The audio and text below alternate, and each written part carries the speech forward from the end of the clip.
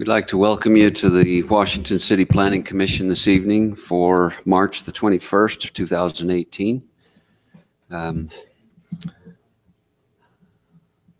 Are you two gentlemen with us tonight? Not tonight? No more you. Oh,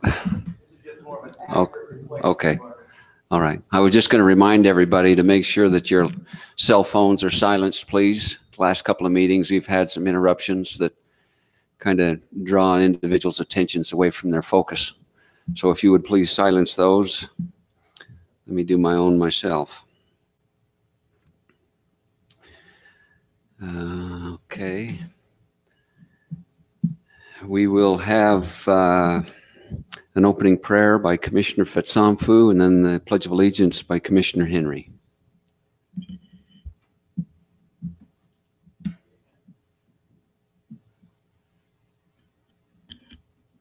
Our dear Heavenly Father, we thank Thee for this opportunity to meet as a planning commission and to discuss city matters. We're so grateful for this land that we live in and for freedoms and opportunities we have. Also very grateful for this building in which we can meet. And we pray that we can be inspired to know what to do in these meetings and moving forward with the city and its plans. And we pray that we can act in a civil manner and that we can be open to discussions and to other ideas. And we pray for these things in the name of Jesus Christ. Amen. Amen. You please rise. Follow after me. I pledge allegiance to the flag of the United States of America and to the republic for which it stands, one nation, under God, indivisible, with liberty and justice for all.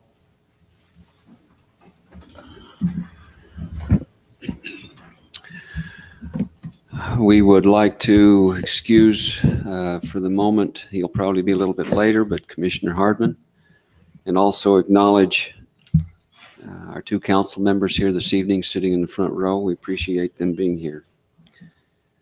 We would like to see if there's someone willing to make a motion to approve the agenda for March the 21st of 2018. Second. Motion and a second. All in favor? Aye. Aye. Motion passes. The approval of the minutes of March the 7th, 2018 is in a draft form, quite lengthy, so we've been asked to be sure and review those for each of us. And any amended items, changed items, please note those on these and we'll get them back to Kathy so that she can take them and we will review the minutes in our next Planning Commission meeting. Declarations and abstentions, and conflicts for tonight's agenda. Are there any?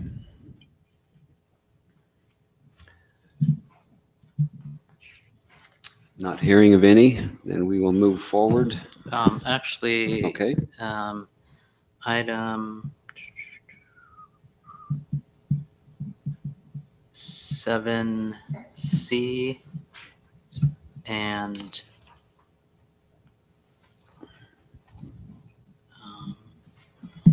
excuse me. Actually, 5A and 7C, those are less than a mile from where I live.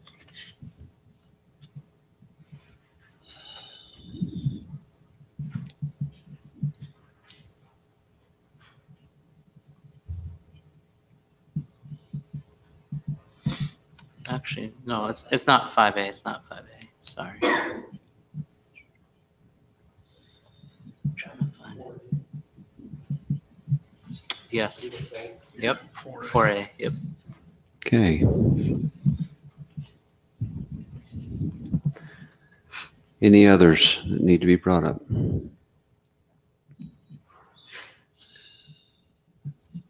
None at this time. Okay, we will move forward then. There will be one reminder before we get going into this. You notice there's a screen at the next to the microphone here as you come up there in making comment.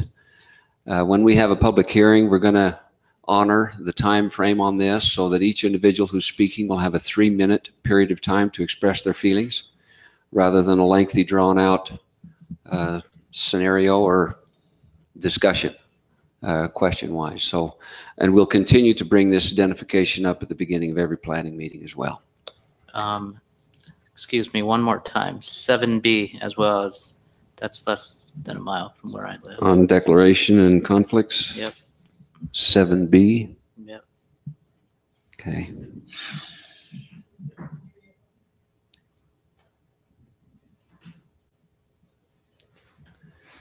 All right. I think we can move forward at this time. So item 4A, consideration and recommendation to the City Council for a Vita Sol Vacation Townhomes final plat located at approximately 500 North, 1100 East, and the applicant is Anthony Bocinio.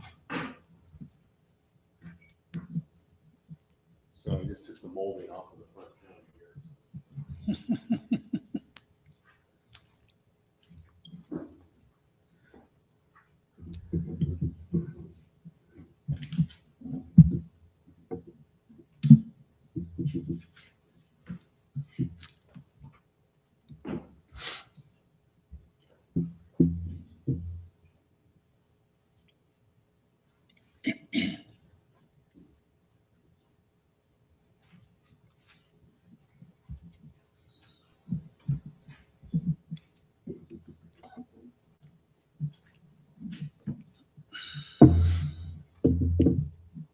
Sorry, I keep pulling my thing up and all I'm getting is because I updated my iPad.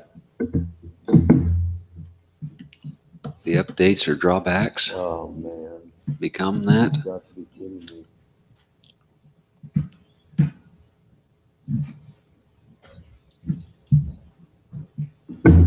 You want to borrow mine? I may have to because mine's doing absolutely. It's not letting me pull up the mirroring. What's that? So I've got the agenda for this meeting online. Let's see. Let me try this. There we go. Got to do 3 more steps. That's an improvement. I can say that because my IT guy's not around. Thank you. As stated, this request for a final plat for the Vita Sol Vacation Townhome subdivision. This particular final plat subdivision is proposing 74 lots. The area of coverage is 6.59 acres.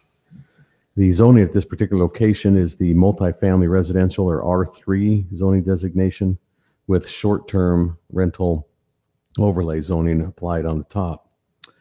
The preliminary plat was approved back on July 12th of 2017. Staff has reviewed the request proposal and the proposed final plat conforms to the approved preliminary plat.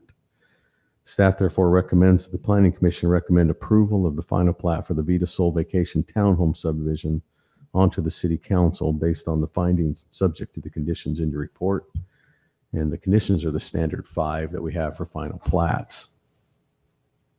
So with that, I'll be glad to answer any questions that the commissioners might have pertaining to the final plat. Drew, my only question was on these ATV, UTV, should we have a note like specifically stating that no RVs allowed? Or do you think we don't need it? Just because these were really tight spaces in general, Right. if I remember right. And so we were limiting them to just ATV trailers, boat trailers, those things, but no RVs. Well, the other note I think that we haven't got on this one that we decided we're going to start putting on them, if this is a vacation rental development, we'll want to add that note as well. So if you could put that in one of your findings, but that, I'm just trying to think if we want to, if those kind of notes are appropriate on a final plat of I think they know are. this and know that. So I think that's where you have, that's where you would put them is on that so that you can state that no RVs are allowed in the ATV or ATV, UTVs are for these Yeah. specific uses. Yeah, we could probably do that. So we can, feel free to do a general note number 10 and 11. It's probably what I'd recommend that we do on that, putting that one that stated in those particular parking areas as they're labeled. There will be none of You're that. saying the note on the plat. Two noted on the plat. Yes, okay.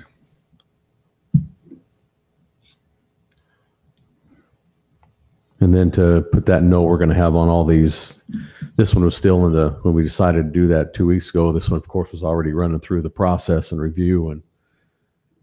And so, but that it would be good to have that on there as well.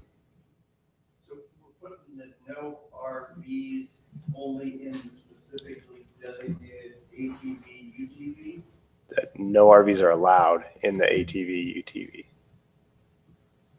Parking locations. How many of those do we have? I think there's 5 or I know there's at least 5, if not 6. There's 6. There's 6. No. Yeah. Yeah, No, that 6. one, this one hasn't been designated. Oh, that's not one. Oh. But there's one at the top of the building, above number 13, in between 7 and 8.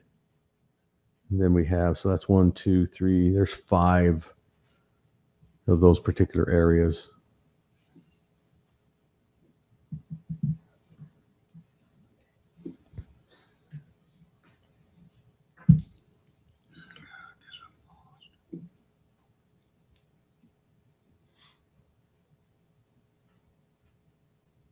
RVs will be parked somewhere there, right? Well, there's no place for them to park. There's nowhere, anywhere for the RV. Correct. These were the extra toy when they bring in their trailer of the hauling their toys behind them. This is what this was set aside for. These particular 5 areas. So that's 5 3, plus 4. 1, right? 5, 6. Total of 6. This one? This one is not one. You guys are looking at that gap between the building. What's that? Top left, above 13. Right. That's what I stated. I have this one, Okay. and then in the middle, and then you have There's 6. There's 6 with one above 1, 13. 2, 3, 4. God, why can't I come up with 6? Oh, I forgot. There's this one up here. Yeah, in between 21 and 22. Yeah, there are 6 of those spots.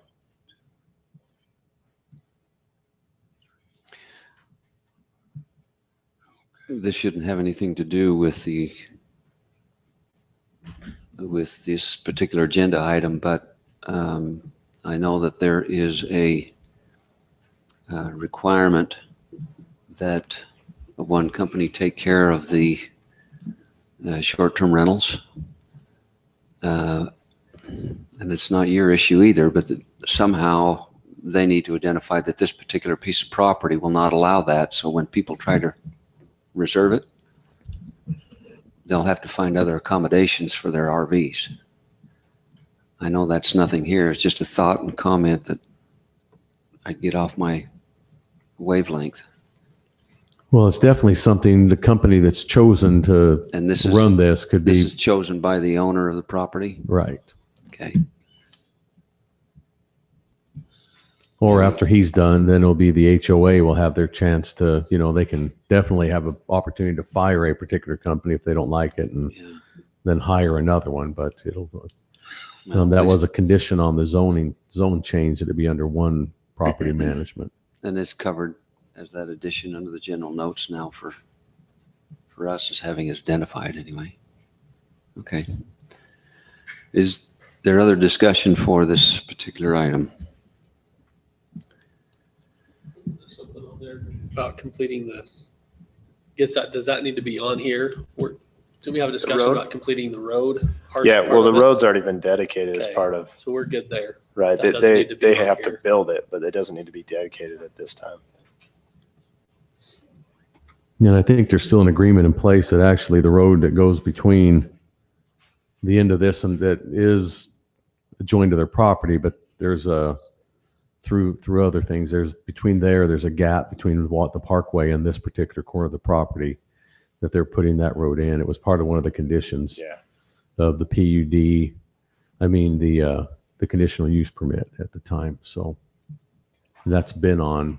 I'm pretty sure the construction drawings and everything have had that on there. So We don't need them on this plat only. no, that is one thing we probably couldn't put on here. It's already dedicated So- through another dedication plat. Oh, Yeah.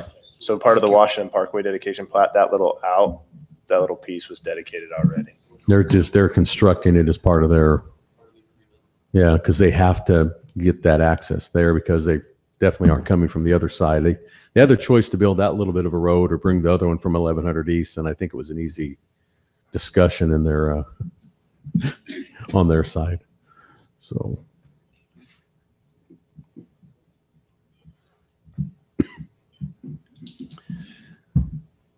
Then we'll entertain a motion in a second.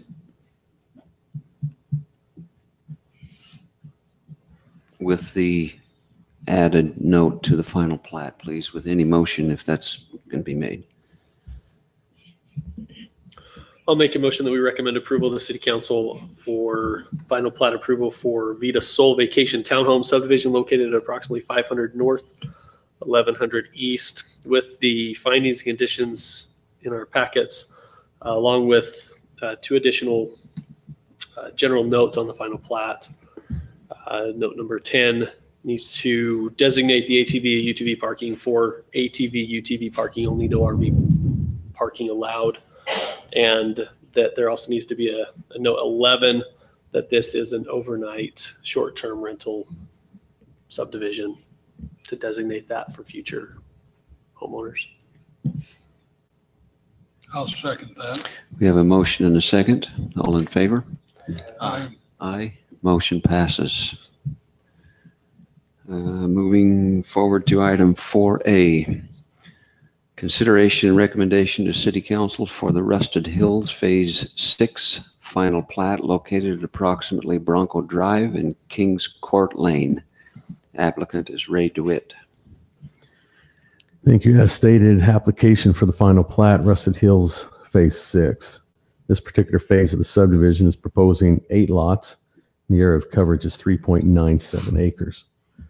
The specific location is zoned single-family residential, 15,000 square foot minimums, or referred to as the R115, with the preliminary plat being approved back on June 11th of 2014.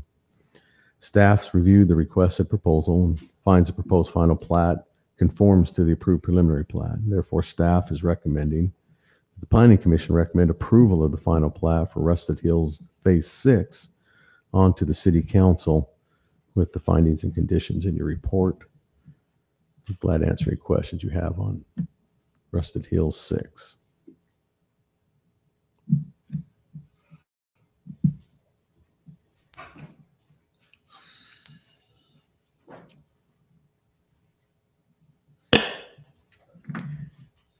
Any questions? Then we'll move forward for notion of a motion. I make a motion that we recommend approval with conditions listed to the City Council of final plat for Rusted Hills Phase 6 subdivision located at approximately Bronco Drive and Kings Court Lane. We have a motion and a second. All in favor? Aye. Motion passes. Moving on to item 5A. This will be a plat amendment, public hearing for consideration and recommendation to the City Council. A plat amendment for, Actually, time out. This should be a preliminary plat. excuse me, I said 5. I was reading 6. Yeah. So Preliminary plat. Yep, Okay. I got the wrong. You're fine. It I just skipped want to from one catch you page to before the you next win. page. I just didn't want you getting too far into it and have to start Thank all you. over. Item 5A is a public hearing for consideration and recommendation to the City Council of Heritage Cove subdivision located approximately 1575 South Karma Street. The recommendation is in regards to a preliminary plat. The applicant is Sullivan Homes LLC. Thank you. just to give the background on this, as you remember, staff asked 2 weeks ago that this item be tabled at your March 7th meeting.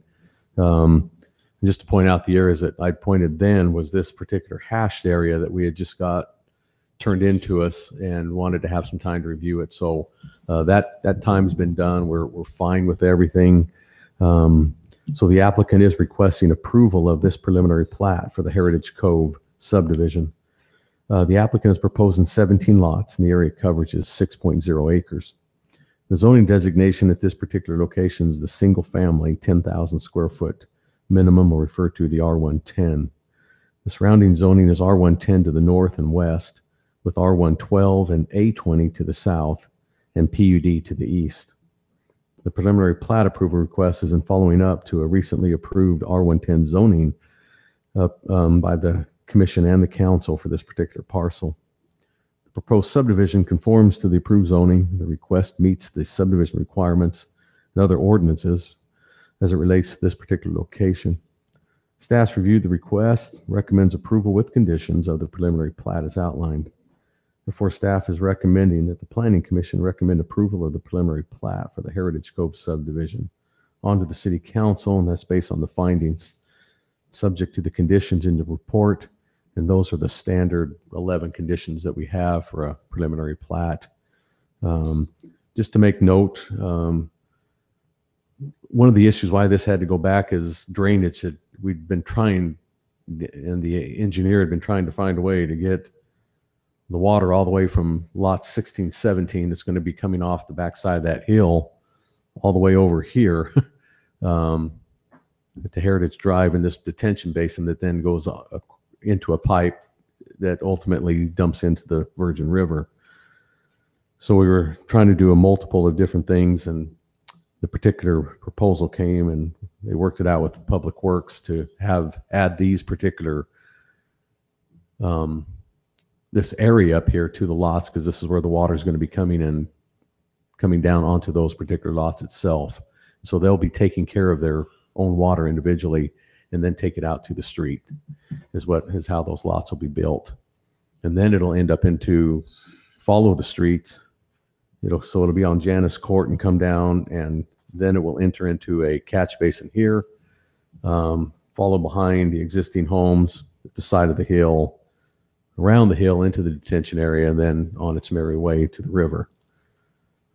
Also, just to point out one particular area here is, as you're aware, we have had this existing 15-foot wide access easement over here for these lots that have bordered Washington Field Road. This all came about as we were in need of expanding that road and putting a light in at Washington Dam Road at this intersection. And so with that, the city and the home of the property owner here came to that agreement that they would have the access on the backside through here. And so we always felt that it would be great to have this punched through so we had clean access two ways. And so the developer and the engineer agreed that we would put in this new 20-foot access easement, and it'll match up with this existing one. And plus lot 17 will then have a full area for frontage. They were being kind of squoze down here on the end of the knuckle, so it kind of worked out for everything to come together there. Is that going to be fully improved? Yes. Well, it won't have curb and gutter, but it will be, I think, Asphalt. hard surfaced asphalt. Yeah. That's So- between lots 16 and 17. Correct. So who maintains that asphalt? Because if it's just an access easement, is it the city's responsibility, or is it Well- the homeowner? Or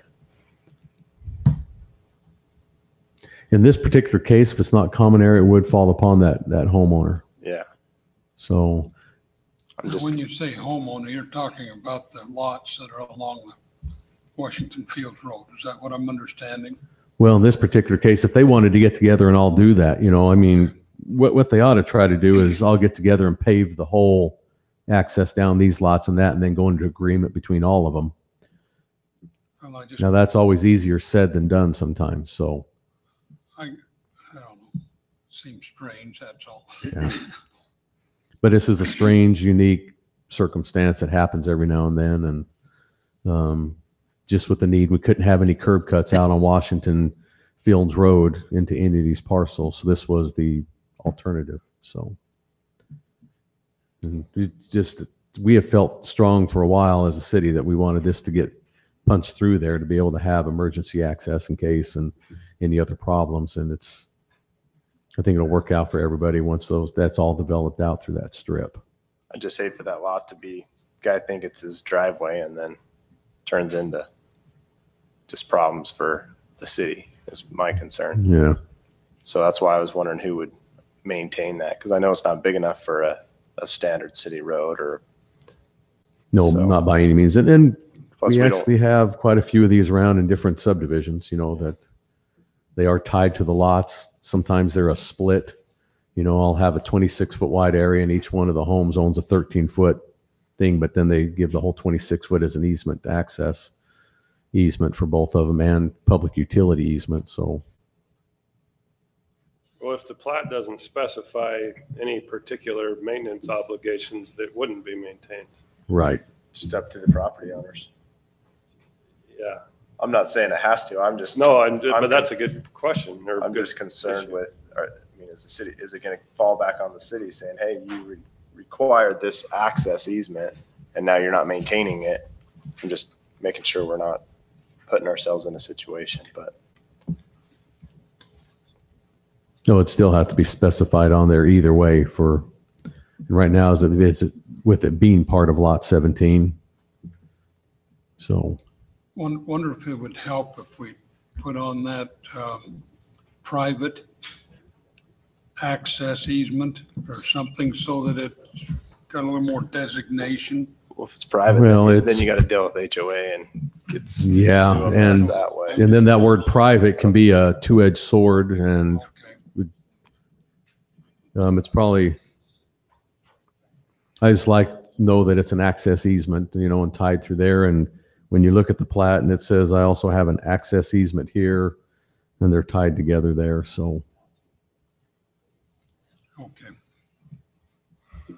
now also just to point out, you see this, there wasn't an ant that stepped in ink and walked across the plat. That's kind of roughly, they've told the city council back when they, came in originally for the zoning and all this, and their plans is to come in with the PUD on the south side of the knoll. And it was always talked about having a pavilion gazebo type thing up that the folks in this development could walk up on top of the hill and still take advantage of the views. And this is roughly where that trail will go, and X will be kind of where that lookout gazebo point will end up. Is it going to be a part of the HOA? Are they going to maintain that, or is it city? There is no HOA, particularly in this particular case. It'll be part of the master development that's coming to the south. So it'll be maintained privately rather than. Yeah. In fact, it'll probably show up more. We'll see when we get to the point of as they develop on the south side of Was the the- knoll there. Was these lot lines based on the drainage issue so that they have to take care of it? That's why they're the way they are. Yeah, you can see how they get really crazy here. I just think it's, I don't know. I find it strange. But I as think they it's went, weird that the lot line is that way and not, I understand what they're trying to accomplish. I just don't know if I really like it. I have a question reference that. Our Hillside Committee are okay with this? well, because they're not actually building and developing on there, it doesn't fall under their jurisdiction in any way. So, All right. yeah, just because we draw a lot line on a particular hill and it should be labeled that it's, I remember, right? Says no build, no disturb. It's no open build, and yeah. space. Yeah. So But then there's, when you give people property like that, sometimes it, yeah. Mike and So part of this hill is going to be part of the person buying that lot, or Yeah, those particular lines that you see will be their ownership. That's just so because they're going to be responsible for the water that's coming that way. so this current, the current zoning though, up the hill is open space zoned. Correct. Do we come into an issue, a conflict between the two zones in one lot? Nope, not in this city. Okay. Yeah, no, because you're fine, because I've worked in both kinds of cities. There's only one zoning per lot. And I know there's others that do this too. They'll allow multiple zones on a particular lot. You know, and at first I was like, what? How can you guys, you know, and I've been here for almost 12 years, haven't run into any problem with two zones. You know where they're at. You can go out and measure them and say from here to here is this and this one's this. So How's that, just a dumb question, but how does that affect taxation on the property? They'll be taxed by the acreage. Yeah. now they can always petition the county and find, you know, and I know that people have done this before on particular parts that they can do that and they'll take into accordance that. I mean, sometimes they'll say yes and sometimes they'll say no, you know, but that's totally up to them. And again, they can keep petitioning up the ladder. I mean, I would think that in a case like this, they wouldn't be taxed as a full-blown residential, you know, that they would give them a part and a part. So, but that's out of our hands. So Fortunately. is there anything that says that, what if they don't want all that shrubbery on that hillside, that they just So it says no disturb. With no disturbings, you're not supposed to be going up there and disturbing. Okay. In other words, you're supposed to leave it alone. So I would suggest that if the plat could be improved by having more specific plat notes that specify what things like that mean, the same as with the 20-foot access easement. I mean, there's no statement anywhere on the plat as to, other than what it says about it being an access easement. I mean, if it's supposed to be a secondary access, you know, the city's going to maintain it. It's for the benefit of the city. It's right. It's a secondary access. well, I don't know if I'd really say it's a benefit for the city as it is all the property owners that will eventually end up down that strip. All of them involved, not just lot 17, but the ones to the south. It's their secondary access. Correct. With Commissioner Hardman's comment, could that be on the final plat, Well, most of this stuff. noted for certain? Yeah, because the preliminary That's plat, you where can the put all actual- that in there, but it's really, all stuff that you guys want to hit is so that property owners who I know this. So the preliminary plat, I wouldn't get too, you know, we could probably just say that you want to maybe see these things in your minutes or a record, but you know, I don't know if I'd be worried about getting them all on this particular plat. This is just to give them the meets and bounds and cover, you know, like say we've addressed all the things we have in there. And that's what all this area is to address drainage on that. Now, when you want to get specific on a lot of those notes, you could do whatever you wanted on your general notes on your final plat, or have things specifically labeled instead of noting them, you know, like in the general notes, you could put them right on the plat and say certain things. I'm fine with that. There was one other question I had down here on the legend. It says rear yard drains provided for all lot drainage. I seen nowhere on the plat where that's used. I just was curious what that really means. See, you're in the legend. Yep. It's an X in the legend. Oh, there's the X. Yeah. And there's no X's showing up, huh? Yep. Except for the pavilion, and that doesn't. That's make the main sense. drain for all of it. And they're Oh, going is to that somehow what get that the is? water up the Okay. hill and it'll go through the pipe and down. It's a magical kingdom. It's almost next to Disneyland, but we'll have those put on there before it gets to city council. Make sure that they have those placed on there. Because yeah, I think that in this preliminary plat, we'd want to see that. If that's what the design is, they should know where that X should be. This, I would hope. Yeah, it didn't make much sense to me. That's why I was asking. So it might be a little early, but was there any discussion on the drainage? Because there's going to be that drainage and then the open space in separating the open space with block walls, with short block walls with wrought iron. I mean, we might be a little early for that, but You mean just between parts of their lots correct. that they own? Or is that just up to the homeowners when they Yeah, this Buy the particular, property. on this particular thing, it'll be their backyards. It's not a lot of water. It's not a very big hill. Yeah, The only time you see a lot of water coming off, that's if we have one of the big thunderstorms in the summer. Yeah. Other than that, it's not much. and that's how, like I say, they're going to be designing the lots, and that's why they really, well, we needed some extra time, and this thing came about because, again, it's been a challenge for quite a while, ever since they got their zone. They were working on it before the zoning approval, just to kind of be ahead, and that's been the thing that's changed quite a bit, is just trying to get that drainage addressed. So I assume this detention that's down in kind of the lower left-hand area will also be the detention for the property south of that? Is that what I'm understanding? It'll probably incorporate into that, Okay. yes. All right. As those PUDs come before you here in the very near future. Yeah, this is going to be an area that will be utilized for both on the north side of the knoll and the south side. Okay. Thank you for the clarification. No problem.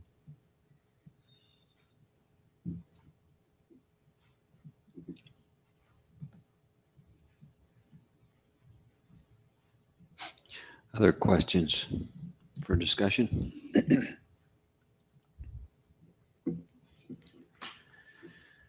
Then we should entertain a motion for item 5A. Nope, not yet. Nope, not Sorry. yet. Yeah. Yeah, there's a public hearing, so we will open that at this time. Individuals who want to make comment in regards to item 5A, which is a consideration and recommendation to the City Council for Heritage Cove subdivision. Please come forward if you'd like to. Comment statements. Remember, if doing so, that you'll have 3 minutes to express your feelings. Not everybody's too excited.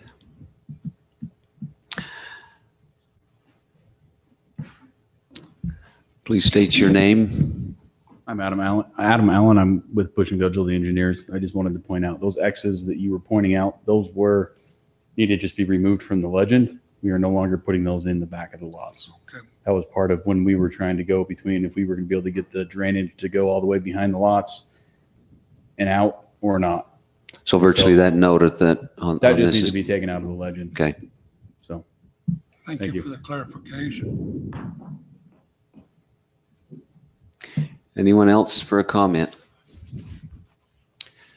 Then we'll entertain a motion to close the public hearing. So moved.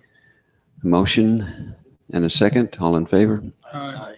Motion passes. Further discussion for staff or a motion?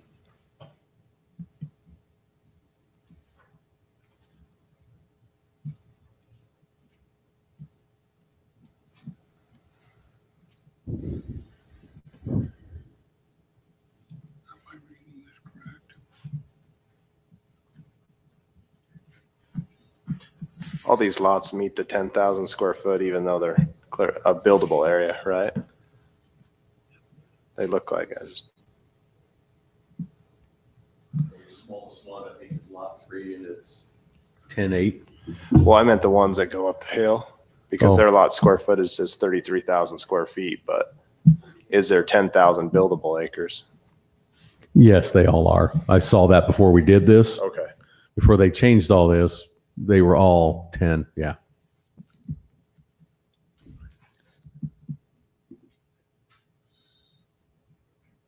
Yeah, even 16 over there was over the 10. So on the beige area and stuff for the buildable side.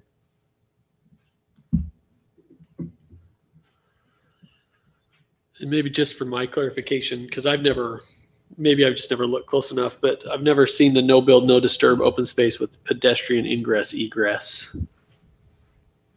What does that mean? That's that trail. Okay, but that's, Oh, you mean in, I'm looking on the lots and that the hash lines. Means they're gonna have to build a bridge from the front of their lot to get to the back of their Yeah. lot. I The third one down, the right in the middle right there, the back parts of the lots. yeah, let me That's just, what that's labeled. And then the middle parts of the lots are labeled no build, no disturb open space. So they're gonna jump over that. I don't know. I've never seen it before. I can answer that. Not even gonna test that. So what we didn't want to do was when we let all these people go up there and have their lots, we didn't want somebody to be walking along that trail, step off that trail, and then have the lot owner say, hey, you can't walk right there. And so we just needed to be able to designate it and say people can walk, because technically it's the top of the hill is where that lot line is drawn. It's quite a bit flatter up there. So if somebody wanders around up there, we just didn't want anybody to be able to tell them they can't walk around on that hill.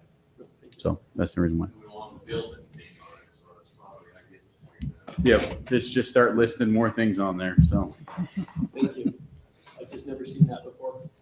Kind of strange. So what's the benefit of including all this no disturb as part of the lot rather than just designating that whole area within the plat as and not make it part of the individual lots? So that's pretty much only to address the drainage that's coming off the hill. So the people are going to be responsible for the drainage that comes off the hill. The drainage the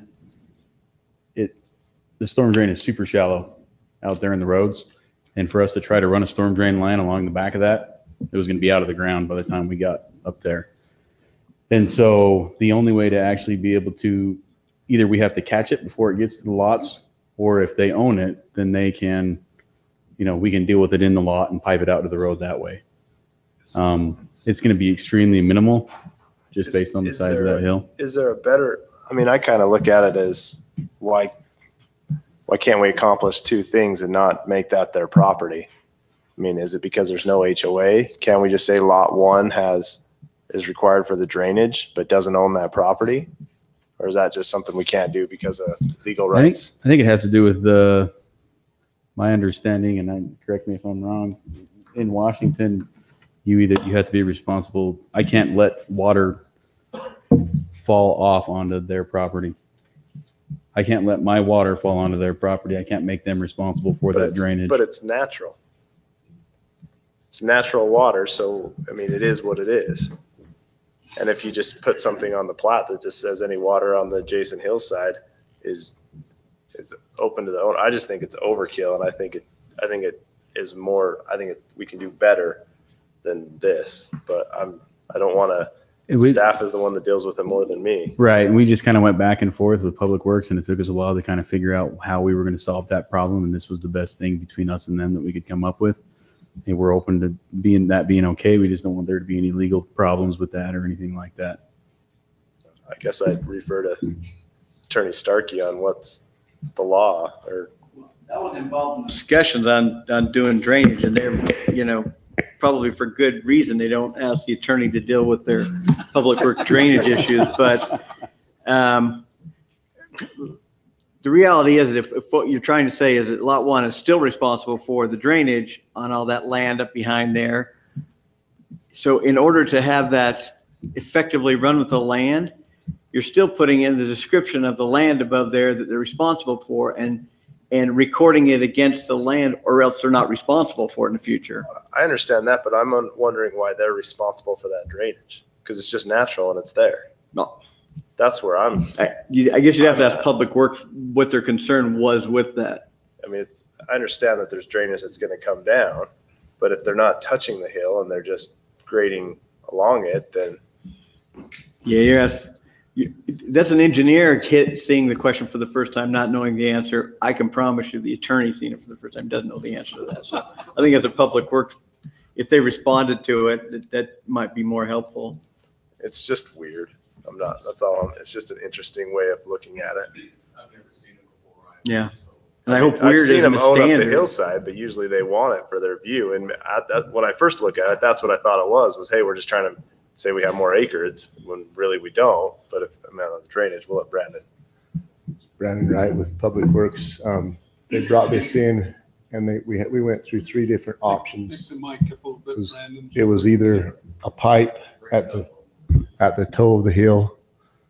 They didn't want to do the pipe because of the cost. It was going to be an open channel was another option.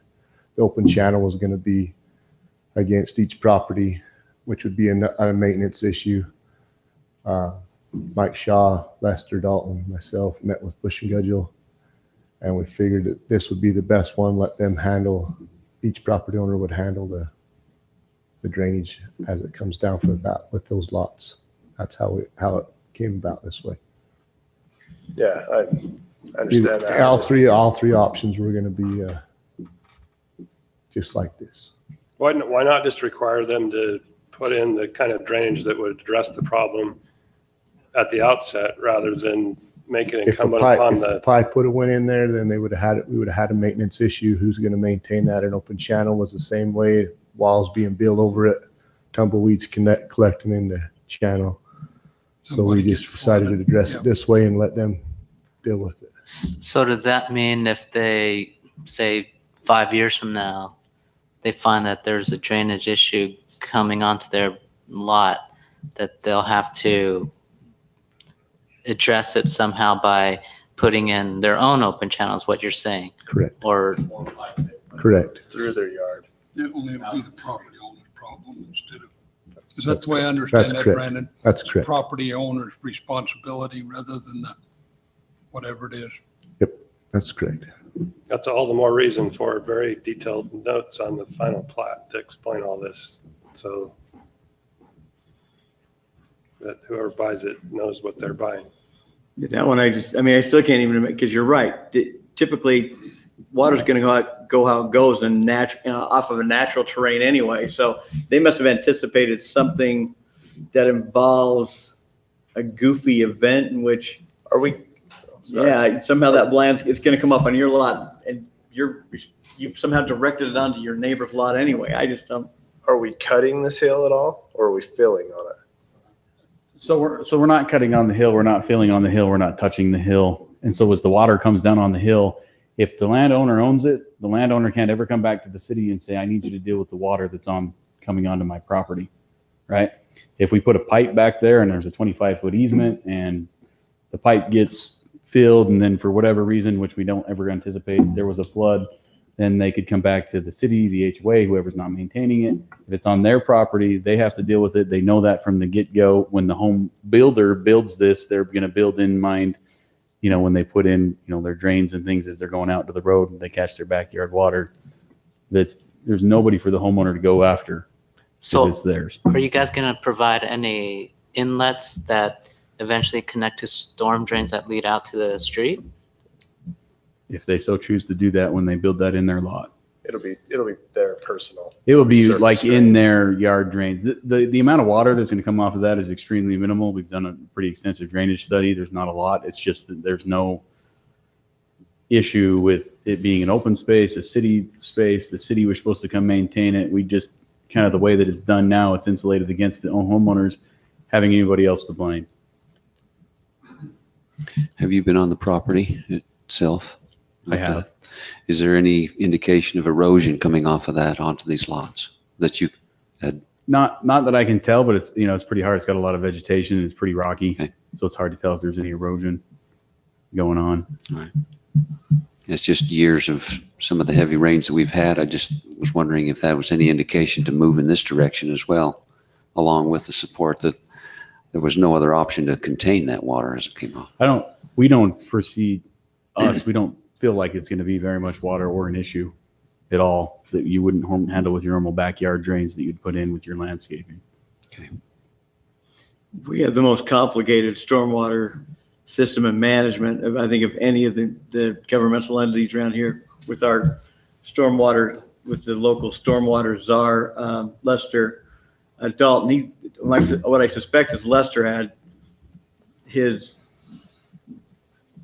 directed how this might want to be done because he oversees all of that, and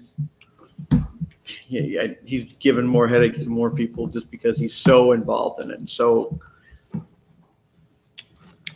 Yeah, I don't know if it's so much as a headache. I think it's just, as it goes on, it's just kind of like where your lot lines are. If you have a lot that you build now and you build a lot and there's a slope that goes onto the neighboring property, the downhill side owns that lot. That way they can't say, hey, my neighbor's draining his water onto my property. And it's just kind of that way with the way that the laws and things are and the rules are in the cities that I get we're just it. kind of trying to mitigate that. Yeah, I get just what you're think saying it's- is, does it really need to be in their property? I think Can it be doesn't. handled? I mean, I look at it and I think it's weird and I don't really like it. I think it should just be dedicated open space and it's natural land and Luckily, that That's won't what be it out is. there on the ground, that hatch. Well, yeah. Well, the city won't take it. If you dedicate it to the city, was not No, gonna- I'm it's not saying gonna the take it. HOA, because there's If an you say HOA, dedicate it, right? we won't take it. There will be an HOA on the PCD or PUD, the stuff See, to and the I always south. thought that was, because when we came in for the zone change, this was all just the piece south of the hill. The hill wasn't a part of the zone change. It was already open space. And so that's why I just thought that it's just kind of weird. How come you guys didn't, I don't know, maybe we're just overthinking this, but how come you guys just didn't designate in the lot, say 20 feet before the toe of that slope, and just designate that easement and open space, a trail, put a trail in there and have that drain out? I'm not an engineer, but Then it comes into the liability of who maintains. Well, either way, the city's not gonna take, that's Well, not part of yeah, our they- city if plan. they're gonna City's have not an gonna take HOA, any of that. But I understand where they're coming from. All it takes is a plugged drainage ditch and somebody floods. Then somebody's gonna get sued, and then somebody, and then somebody. So if you make everybody responsible for their own water, then you're not gonna have lawsuits unless somebody fouls it up pretty bad. We ought to do that with a So lot of other I laws. understand where you're coming from. It's just a strange way of getting there. Make people responsible. It is a little strange. It's a little bit different. I've never done one quite like this before either. I mean, it accomplishes the purpose that we were after. That's kind of like why we have all those different hatches on there, and this is open space, and we want people to still be able to walk on it, and just, it's just kind of a. But it's, You look on those northern ones, you can't walk on those. Those are private property. well, there's not really going to be the trail up there. Well, Our concern was People are more gonna the go wherever trail. they want to go, right? Yeah. I mean, I thought the intent was that you could just kind of explore that area. So, like, it's just kind of weird that no one's going to, this is a line on a piece of paper. Not people are going to go wherever they want up there. Yeah, and we only, and I mean, I think up there, there's that little bit of area that's kind of, you can see that rounded area where there's that little bit of rim. We could mark that as well as being an easement. We just didn't want people traipsing through these guys' right behind these guys' lots either. Like, hey, it's open space, public access. I can walk right behind your lot. There's nothing you can do about it.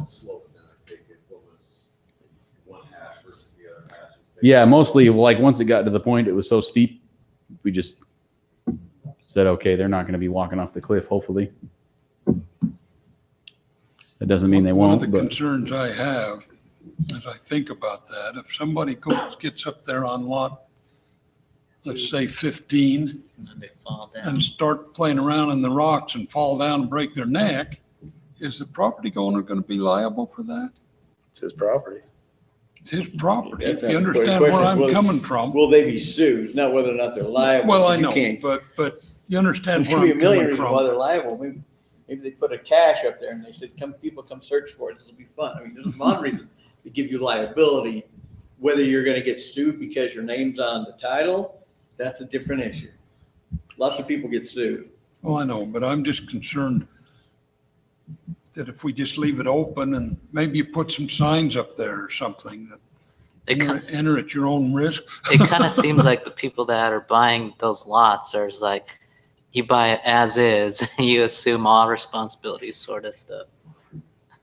yeah. Or, yeah, And I can have somebody trip on my front porch too and sue me as Oh, well. So I I mean, agree. I understand what you're saying. I don't know how to mitigate that as far as that's a big, that's a Well, what if.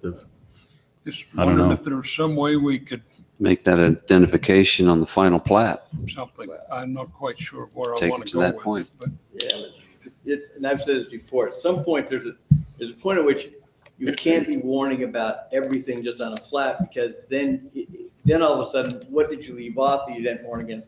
There's rattlesnakes up there too. I mean, we're not gonna there's rattlesnakes and scorpions, and sometimes rocks fall, and somehow we all got by over the decades without, having to worry about getting sued by lawyers every time you left your car and walked on some land. So there's just a point somewhere where there's too many, you put so many notes and people expect that they're going to have this, Surgeon General's warning on the side of every piece of property that what can be done. At some point, just You put too much and they expect you to put everything. And that's where I get concerned about over noting things. But some things I think jump out at you and we try to catch those. But you're right. I mean, the reality is they're buying this lot. That's title to their land. And Why, first thing you may do is say, when they fall and twist their ankle, is who owned the land? That's the first place we start to sue. I got another thing that just came up to me is what's stopping these people from just putting a block wall and the drainage just backs up anyways. I mean, if I was buying that lot, I mean, yeah, it's a great view, but I still got to fence in the dog and just put it across that back lot line. Is there a requirement that they have to let the drainage through? Or are you just saying it's their responsibility? It's their responsibility. I don't anticipate there being very much drainage. I don't And either. they'll I'm just, probably put a block wall up there, but if and when it causes an issue for them, that's their problem. You know, They couldn't force it onto the neighbor. Well, that's the concern. You can funnel it onto somebody else's, and then you do have an issue because you don't have the right to take out that natural drainage and then drain it onto somebody else's. But that's why we have stormwater master plans, and that's why we have pipes. We have stormwater pipes everywhere, and stormwater maintenance agreements with every single property owner, almost every single plat that comes in, addressing those.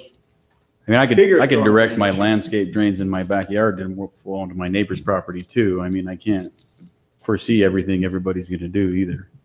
That's why you tilt one of those blocks to the side, you know. I still think it's weird. It just seems like the more we look at it, it's like opening up the can of worms.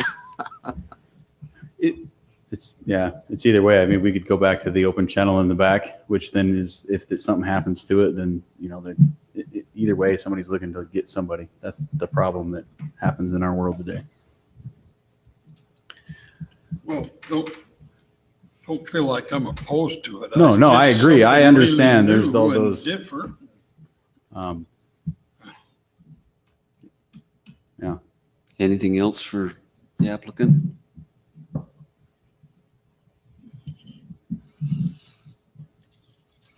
I guess why couldn't I mean, like I said, I just have a bunch of questions. I mean, I'm not No, go opposed to it, but Shoot.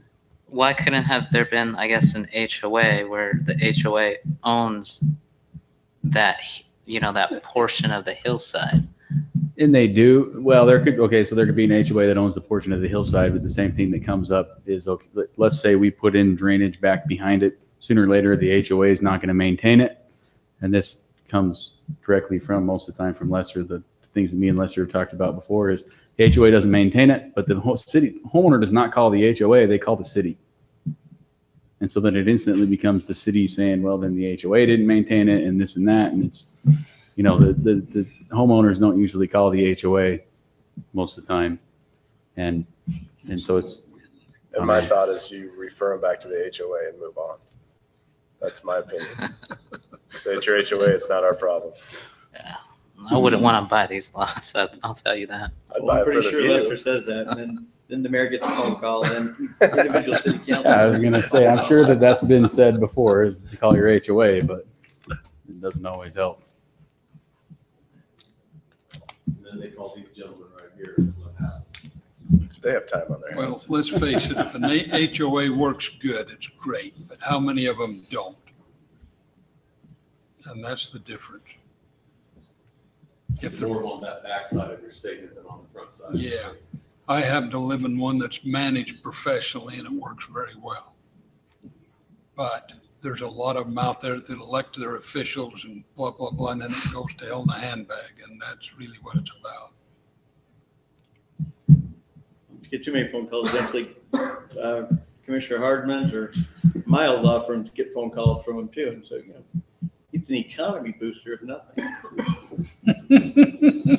Then engineers get hired to give estimates, give ideas of why they did that in the first place. It made no sense. It was, to quote Commissioner Coates' comment, weird.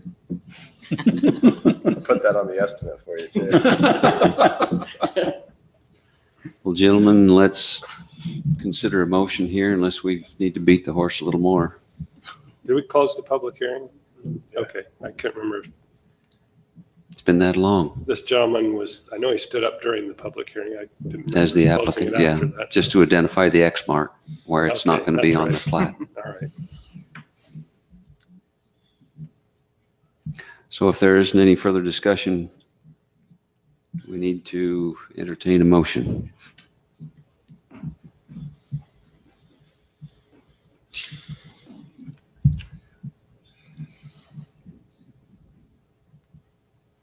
Just a question for the commission. Does anyone see anything we need to add to this besides just recommending it? City council. Well, if the recommendation is for approval, I think that before a final plat is approved, there needs to be That's where all that, more specific yeah, plat notes with regard to the 20-foot access easement and the no disturb area with regard to, that being the property owner's individual maintenance responsibility. At least those two things at a minimum. Yeah, I agree. And Well, you're the one with the good words. Do you want to put it in a recommendation? yeah, I was thinking about that. I'm like Commissioners Fetzampu and Coates, not real keen on the whole plat to begin with, but I guess with those qualifications and directions, I guess ultimately if somebody's happy buying this with those issues, then that's their decision. Well, if not, you'll be seeing an amended plat probably after the rest of the lots sell out. That's, as I'm thinking about, if it comes to that, either they are going to buy them. As I looked at it, just my 2 cents is it's simply put, they're responsible for their own water. I know it looks goofy. It walks goofy. It quacks goofy. The simplicity of it is that water is their water. And that's why I finally came to my final, as I went through my thoughts on it, I just said, well, the thing I like about it is, I know as lot 16, that's my water. And I just need to take care of it. And the little that's coming off, it's just mine I just hope the water follows the straight line. in a straight line. I know. That's the same thing. But that's why they told me those Plan on it, right? pie shapes went weird, because that's my first question was, oh, so you're going to train the water to, no, it's just they went and looked and did it, and it may not, but I'd like to see the guy have to go up and prove on, who owns lot 14 to 15 and say, oh, this drop came off of yours onto mine. So. Oh, my.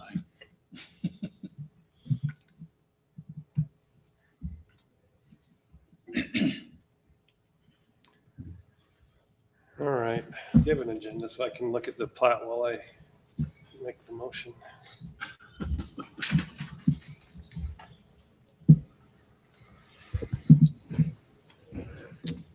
Okay, I'll make a motion that we recommend approval to the city council for the preliminary plat for this one's Heritage Code subdivision. yeah. Located at approximately 1575 South and Karma Streets, with specific recommendations that before any final plat is approved, that the final plat have enhanced plat notes that, one, specifically describe maintenance responsibilities with regard to maintenance responsibilities, the purpose for the access. I guess those two things with regard to the 20-foot access easement between lots 16 and 17. And with regard to all of the areas designated within the platted lots of the subdivision as either no build, no disturb open space areas and no build, no disturb open space with pedestrian ingress and egress areas, that there's also an enhanced plat note that clearly identifies that the owners of those lots will be responsible for, maintenance and drainage and any liability issues attendant with those particular areas, regardless of whether they are, part of their improved lot area. Now that's to be done on the final plat. Yep. Is that okay? That's Good We- job, and I'll second that. We have a motion and a second. All in favor? Aye. Motion passes. Item 6A, the plat amendment. This will be a public hearing and for consideration and recommendation to the city council, a plat amendment for the Canyon Greens in Coral Canyon. Purpose for the amendment is to change the lot line between parcel 4 and parcel 5 and to clarify the ownership and use. The applicant is Reed Scow. Thank you. As stated, the applicant's requesting approval of the amended final plat, the fourth amended for the Canyon Greens commercial. It's simply stated that the lot line is moving between 4 and 5, but that would have been easily done in a lot line adjustment before anybody asked. The biggest issue is that that's taking place here too, but when this plat was originally done, you don't see this a lot. Again, we're having some fun ones tonight. Most time you don't see stating ownership, et cetera, on each particular lot. But in this case, I can see why they did a lot of it because it was an HOA that was going to maintain that, probably not be turned over on lots 4 and 5. And then the state of Utah was holding on to, which is Sitla, holding on to parcel 4. But those names kind of changed, and it was basically parcel number 5's name changed in its reference. So we had to come back and amend that plat. That's the biggest reason here. The lot line adjustment could have been done simply on an act of staff approving that, but it's because of the change. It's going to be on the recorded plat at the county. They just felt it was important to do the amendment so it's not in a page that sits 14 pages behind if a report's ever done on Identifying anything. that the So- state still owns part of that. Well, yeah, it's just but the parcel 5, the way that Coral Canyon Master Owner Association, it was labeled something different before. And this is actually a piece that that development, the townhome project, is actually going to be redoing, but they're now owners of the HOA piece that's there. I think it's the Jack Fisher Group in this particular case, or it's one of the subsidiaries of that. So through the contract with Sitla. So we just wanted to, beating a dead horse, basically we had to change the name and we just wanted it correct on the plat. So that's That's the right place really to put it. That's really, yeah. It's the right place to put it. Yeah. But again, we normally don't see ownerships on them, but in this case we do. Sorry, I moved my. So this should be a fast one.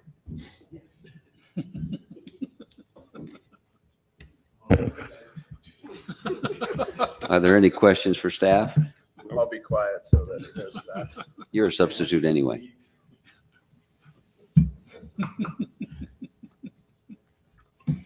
Any for staff at this time? If not, then we'll open this for the public hearing. Any individual that'd like to come and make comment regarding item 6A, the amended plat? Not any activity from the public. Entertain a motion to close the public hearing. So moved. Is there a second? Second that. We have a motion and a second to close the public hearing. All in favor? Aye. Motion passes. Further comments for staff?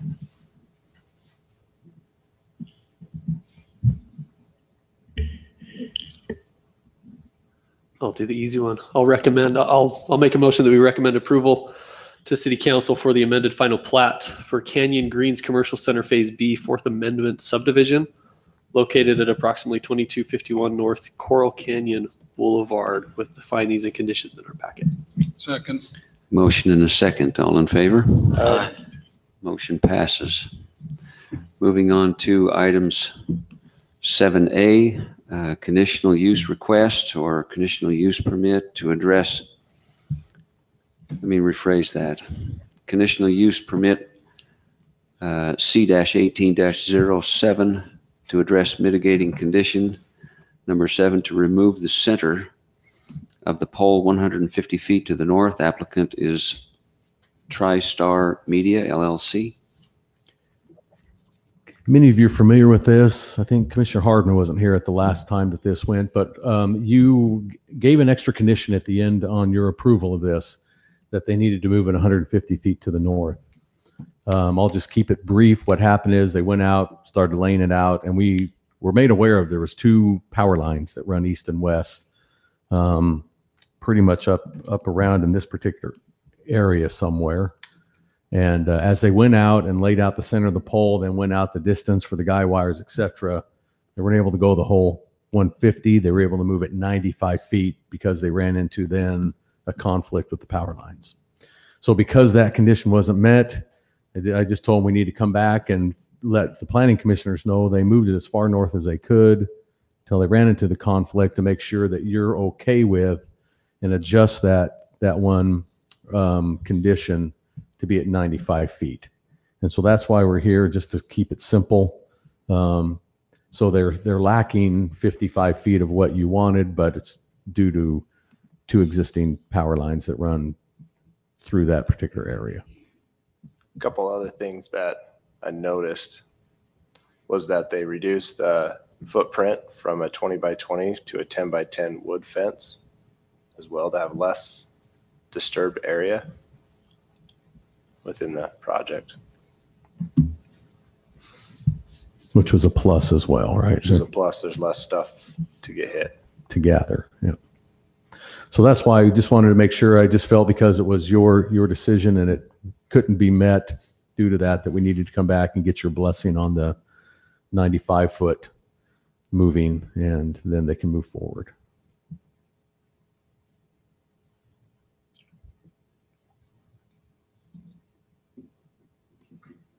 Probably means that last condition should be moved down to 195 as opposed to 150. I think it still reads 150.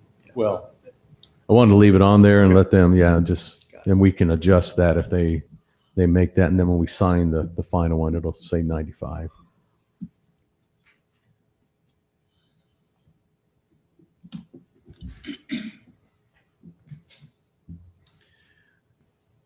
Further discussion? This will be a public hearing also to hear from other input. Yeah, I think it has to be, right? It's a modification of a conditional use permit. Then if there's no objection, let's move into the public hearing portion. See if there's any individuals here for additional comment on this consideration for the mitigation note number 7 from 150 feet to 95. I think that's what you said, Drew, wasn't it? So this will be a public hearing. Please come forward with stating your name in the microphone, please, if you have any interest.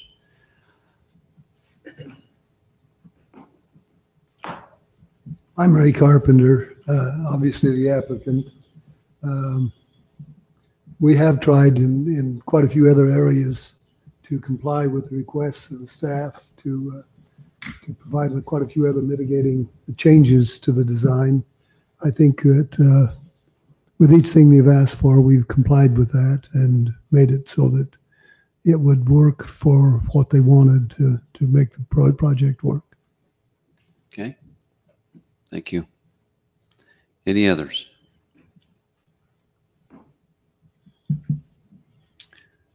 None at this time. We'll entertain a motion to close the public hearing. So moved. Motion and a second. All in favor? Aye. Motion passes. Further discussion, gentlemen?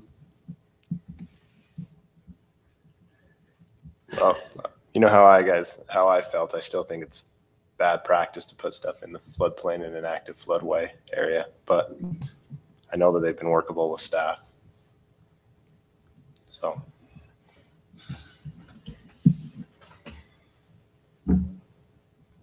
I'd just like to make a public comment that it's kind of nice to have something like radio companies come in and things like that. So it's not all negative. We appreciate your efforts. Thank you.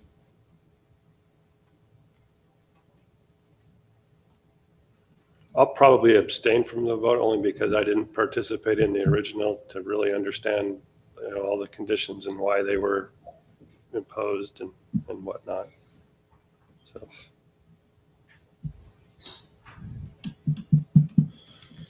Any other discussion for staff? Then we should entertain a motion. All we have to do is just approve this, right? Not recommend. Is that correct? This is a recommendation. No, sorry. No, This is for a conditional use permit. So You're the land use you're authority. amending the conditional use permit Yep. to reduce To modify condition modify the 7. distance, yeah. Yeah.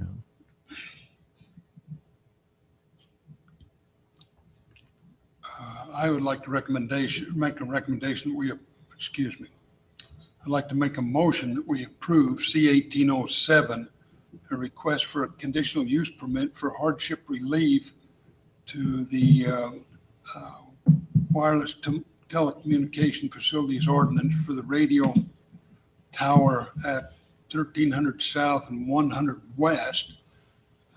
We recommended 150 feet north. I would, in my recommendation, and suggest that we use 95 feet instead.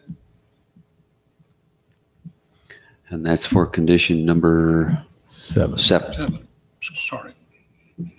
That's what they're asking for. There's a motion proposed. Is there a second? Second that. We have a motion and a second. All in favor, individual voting. Commissioner Martinson. Commissioner Fansampu. Aye. Commissioner Henry. Aye. Commissioner Papa, aye. No, I'm abstaining. So I'll And say, Commissioner Hardman was abstaining. so I vote, right? Or no? That's a good question. Since he voted on the last one, this particular time we are fully seated. Would he have input at this time? I'm sorry, what's the question? I wasn't here when this was Yeah, he originally can abstain approved. from voting if he doesn't. So I The can question abstain, is- but because I'm Back over to abstaining from Commissioner Commissioner Coates. Coates' With vote. him in place, even though he's abstaining, do we then open up the vote? Not that I'm trying to keep him from voting. I'm just trying to make sure. Sure. I have a 3 ayes, so it's gonna pass anyway. So But I we don't- need to, Coach not vote? we need to. he voted in the original because Commissioner Yes. Hardman wasn't here, but because we have the 5, he's the alternate in this Oh, case. Yeah, I think by default, you don't have, it would, my opinion anyway, you would vote because we don't have all the commissioners there. I don't see why we wouldn't do that. Although in this case, it's probably meaningless.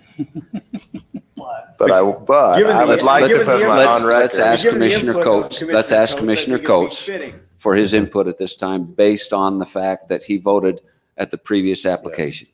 And I'm going to vote nay. Okay. Okay. Motion passes 3-2. It's just good that we talked about it and had it on Yeah. minutes. So. It makes sense. I like it. Okay, moving on to item 7B. This will be a public hearing to consider approval for a conditional use permit. Item C-18-09, a request for an assisted living and memory care facility located approximately Sandy Talus Drive and Washington Parkway. The applicant is Sienna Hills Properties LLC, Jason Tabor. Thank you. As stated, applicant is requesting approval of the CUP. And I grabbed the wrong.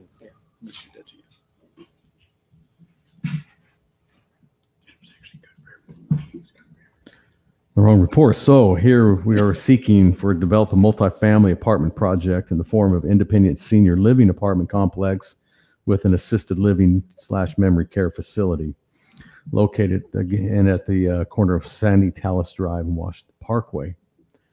Project is found within the Sienna Hills Plan Community Development, or the Sienna Hills PCD.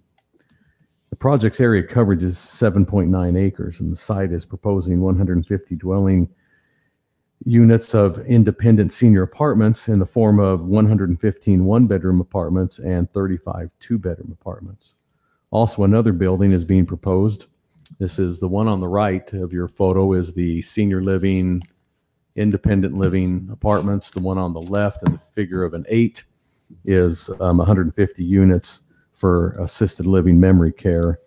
And that's in the form of 60 in memory care and 90 in the assisted living area. The two buildings make up the entire project, one building for the senior apartments as stated, the other one for the memory and assisted care. There's also provided outdoor living amenities found in the courtyard areas of the two proposed buildings. As you can kind of see in this particular one, the courtyard's in the middle of the C, and the other courtyards are in the middle of the figure 8. And we'll get into those landscaped areas, and you can kind of see how they're laid out. The land use and density are as they were approved as part of the Sienna Hills Planned Community Development. This particular area was set forth and set aside as neighborhood commercial in a recent PCD amendment in preparation for the development. Development is required to provide adequate parking in the project. Washington City has not seen a project like this one of its type and the use to this date. Staff understands that this particular development is unique and does agree with the applicant that the standard parking requirements as set forth in the city code are probably too strict under the circumstances when applied to the project. Our city code does allow for the planning commission, though, to determine what is appropriate when presented with an alternative parking proposal. The development is providing for 230 parking stalls, and following the strictness of the city code, there would need to be roughly 268 parking stalls without that relief granted by the commissioners. And we'll explain that in a little bit, how the parking would change on this particular thing. With that, staff's reviewed the proposed project, finds that it meets the standards in the general plan and with the Sienna Hills PCD. Staff is recommending that the Planning Commission approve C-18-09, allowing for the multifamily senior apartment project with associated assisted living and memory care facility to be built at the location with the following findings and subject to the conditions in your report. So let's kind of just go through some of the exhibits, and I'll kind of bring up this particular one. First, we'll just take another overhead view. Must be quite a few colors in this one. It's going to take a while to spin.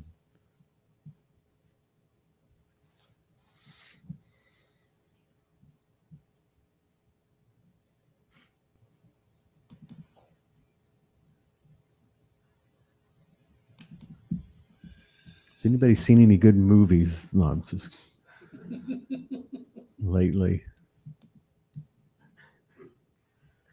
I don't dare back out of it and then try to go back in. So this one's a little flipped around. To the left of the screen is the north. To the right of the screen would be the direction south. And we'll kind of zoom in on the courtyards. Now, the building for the senior apartments does involve a swimming pool. That'll be an indoor swimming pool. So that's why you don't see one outside in this particular area. It's mostly just walking paths, a couple of pavilions around. And so that's the courtyard for the senior apartments. You can kind of see rough outlines.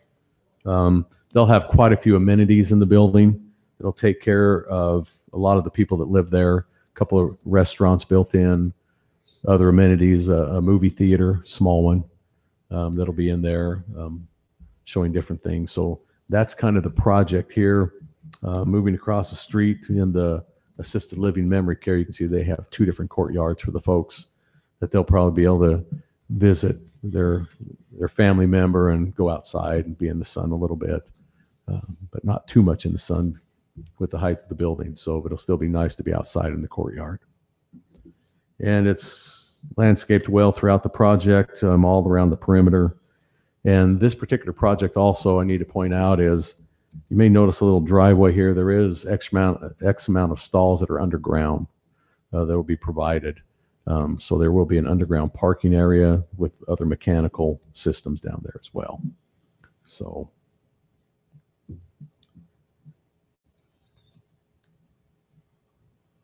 now this is kind of the area that's in between the two buildings. As you can see, it'll They can be picked up or dropped off at either one of the buildings, and they'll turn around in the kind of cul-de-sac thing and head back around.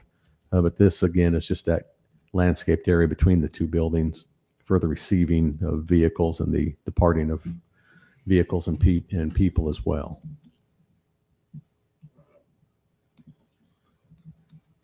Now, they're kind of giving you, if you've gone through, I'm sure that Commissioner Fitzomfu has had a blast watching and looking through a lot of this. I hope he took the time, and it's kind of right up his alley as landscape architects. They've added quite a few of the, what do you call that stuff? Flora and fauna that go around the building. Is that the proper term or not? Plants. It's nice plants and landscaping that go around the project with some other photos of just some ideas of what they roughly want to accomplish in their landscaping and how things will look in the project. And the rest of these photos are pretty much just taking around and taking snapshots of particular areas and kind of giving you ideas of what their plan is on the inside with the way they'll lay those particular courtyards out, etc. So I just thought we'd go through and hit some of those. Just highlight that.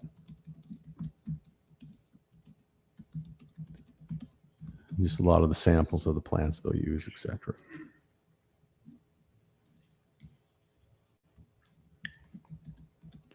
Okay. We'll move on to the elevations, which is always a big part of what we look at in our conditional use permits. And again, this one will take a little while because there is a lot of lines and different colors that will be popping up. So that was faster. First page just kind of gives you all the different views of the buildings. Now, the first question is going to be asked about the height. Remember that Sienna Hills came to us a good 6 or 8 months ago, wanted in their commercial areas and stuff to have a height limitation of 50, I think it's 52 feet or 55 feet as an overall for some of the buildings in those particular commercial areas. And so this building is a little bit higher, but it falls within that height limitation as provided in the Sienna Hills PCD plan.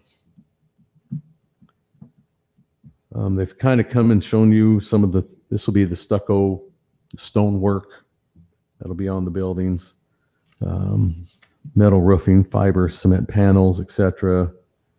Stained woods that'll be part of the trim within project.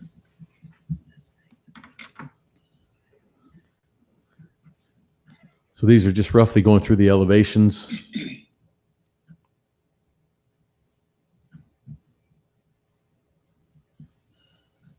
And again, a mixture of stone and stucco.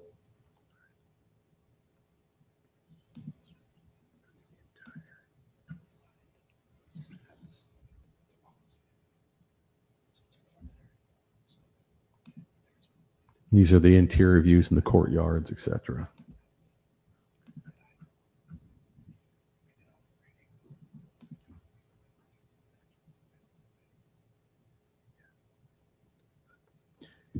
I think that's kind of roughly it. There's other items in there, and if you wanted to address, they were just putting some informational things in for you. But with that, I'll be glad to answer any questions that commissioners might have relating to the report.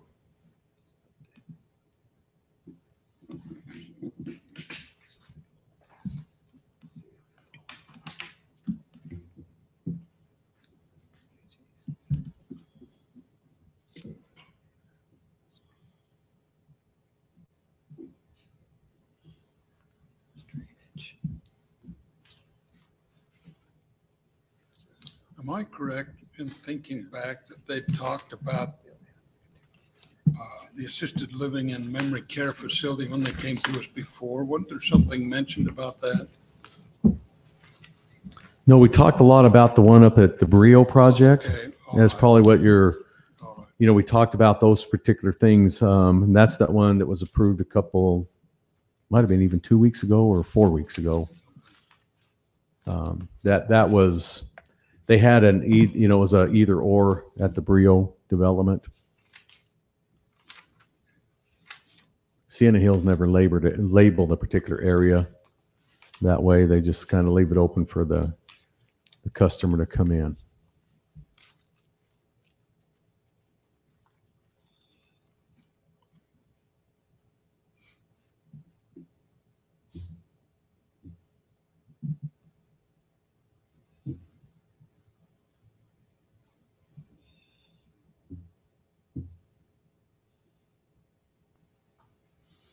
Any other questions I can answer for you?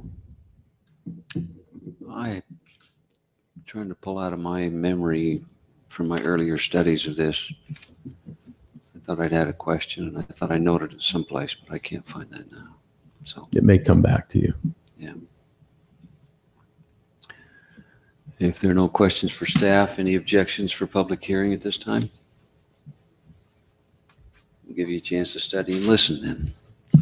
We will go ahead and move forward then in opening the public hearing for item 7B.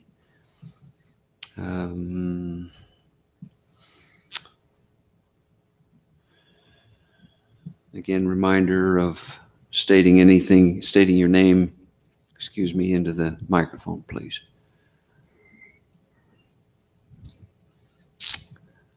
Well, we're not having much time to study, I guess, gentlemen. So we'll need to entertain then a closing of the public hearing. So moved. Motion and a second. All in favor? Aye. Motion passes. Public hearing is closed. Further discussion or even questions to the applicant?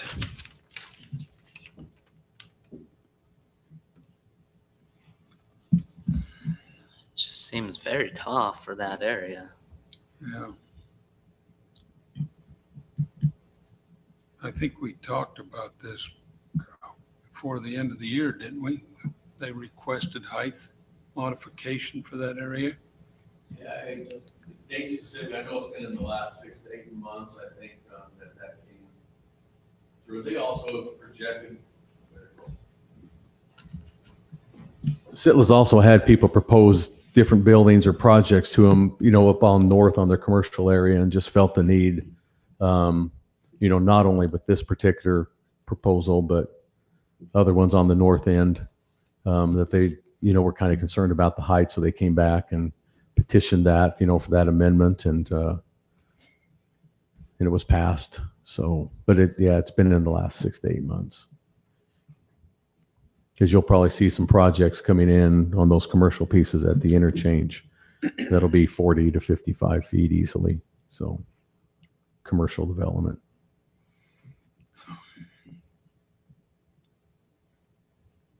Can we bring up an aerial to see what's adjacent to that parcel? Nothing right now. Nothing. It's just open. I guess to the Well, north. you there's the approved townhomes. now. If you want to bring up the aerial, what I'll, I can pop into it real quick. I can do it. I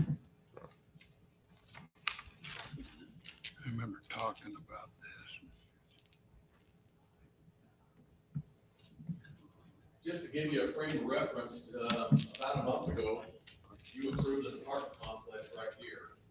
Gave them a little bit of relief, so they'll have 3-story buildings up to, but it's just the peaks. Remember, they had some fancy things over their entries, but that went up. So they'll be at 35 feet, 3-story, right there. So, and then directly to the north, you have the villas at Sienna Hills, which are a Salisbury home, 2-story townhome project. There's 3 plexes and 4 plexes that are all 2-story with pitched roofs on them.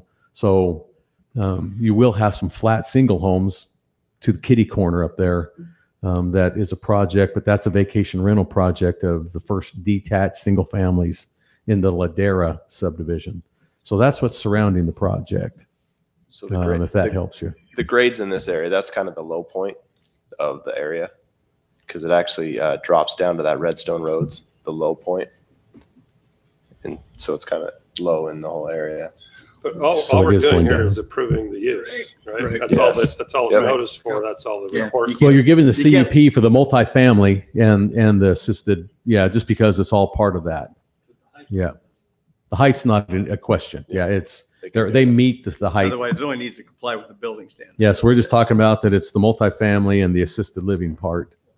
So just on the parking, I counted 178 outside, and you said there's underground. Yes, So there's 50 something stalls 50 underground. something stalls down below, yeah. And they have a total of 229, which is just shy of our requirement. It's 30 something lower.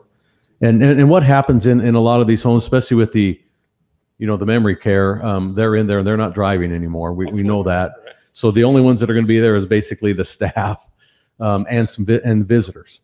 you know, and then the other project that even the last one that you talked about with the Brio folks even came in with the senior apartments is that most of those folks only own, especially in the one bedrooms and stuff, or a lot of them only own one vehicle anymore. It's very rare they ever have anybody that has two.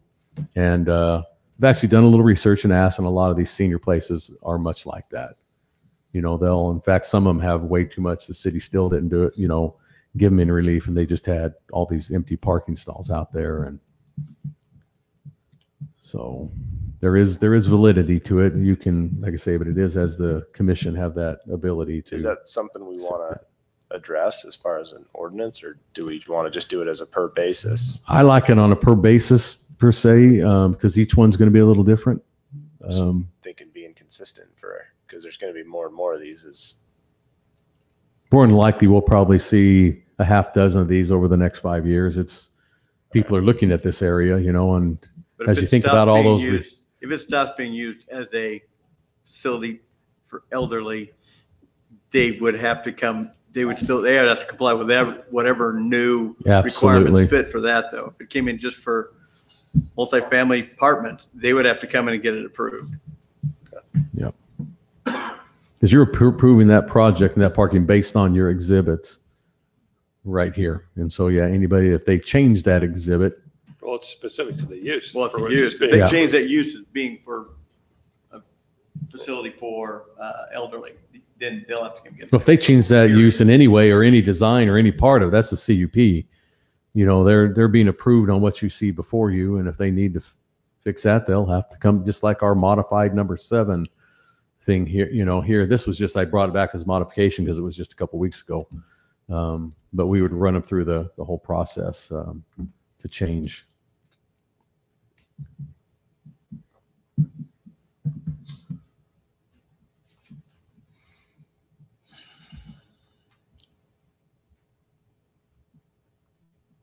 I happen to like it. I think it's a. Do we give notice for the public hearing for that CUP modification thing? Yep. There was us on 2 sides, and then there's a non-owner on one side as part of the risk. So yeah, and then there's 2 other owners up top. So yeah, it was easy to send out the non-owner. There is no address, and we didn't send one to ourselves. I guess we want to be technical about it, but yeah, the other ones went.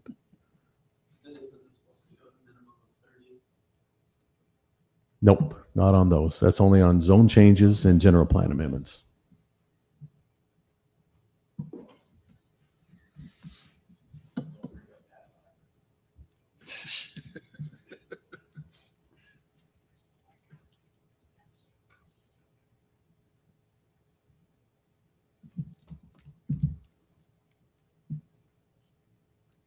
Where we at, boss man? Well, I was going to make a comment that it seems to me like really this is the only facility, and Drew, maybe you can correct me, that Washington City has for assisted living and memory care. Everything else seems to be in St. Well, George. There is another one, but It's minimal right there. Yeah. yeah, and this one came in, and I've met with this particular owner, you know, and we had a discussion, and it's good that you brought this up. And when this project came in, it's called Autumn Park. Autumn Park came to us, and he has a great business plan. In fact, they've actually added on to that empty place to the right there. It's now it was designed to come in 2 parts. But Autumn Park was always brought forward to us as a home for veterans. Either trying to get into the VA hospital, that we have a small facility over, I think, in Ivins, Santa Clara. I'm not Yes. sure where it It's is. in Ivins. But they were having troubles that sometimes people couldn't get in or on the waiting list, but they needed to be somewhere. Or they were being pushed out too quick because of the rooms that were needed there for the particular, and they needed someplace to go before they could, you know, actually be well enough to make it back wherever they were coming from. So this particular business, you know, model was after having that opportunity to house veterans in a place before and after if needed. You know, and that's what it was always proposed to us. Now, I have been made aware that they're under the same licensing, you know, but again, I've always felt this was an apple and an orange due to the fact that, again, this model was always presented and told to us what it was. Now I understand, though, he has the same kind of license as this one will have.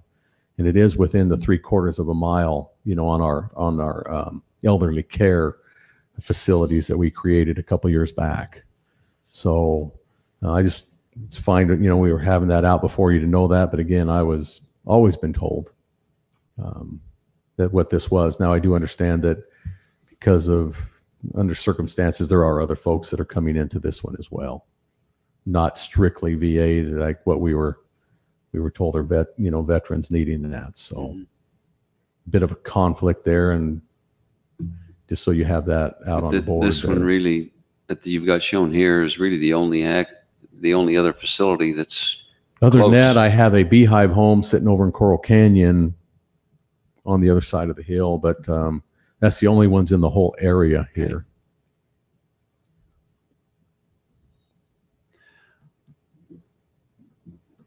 I don't see that access to Washington Parkway is much of an issue there, but my personal feelings welcome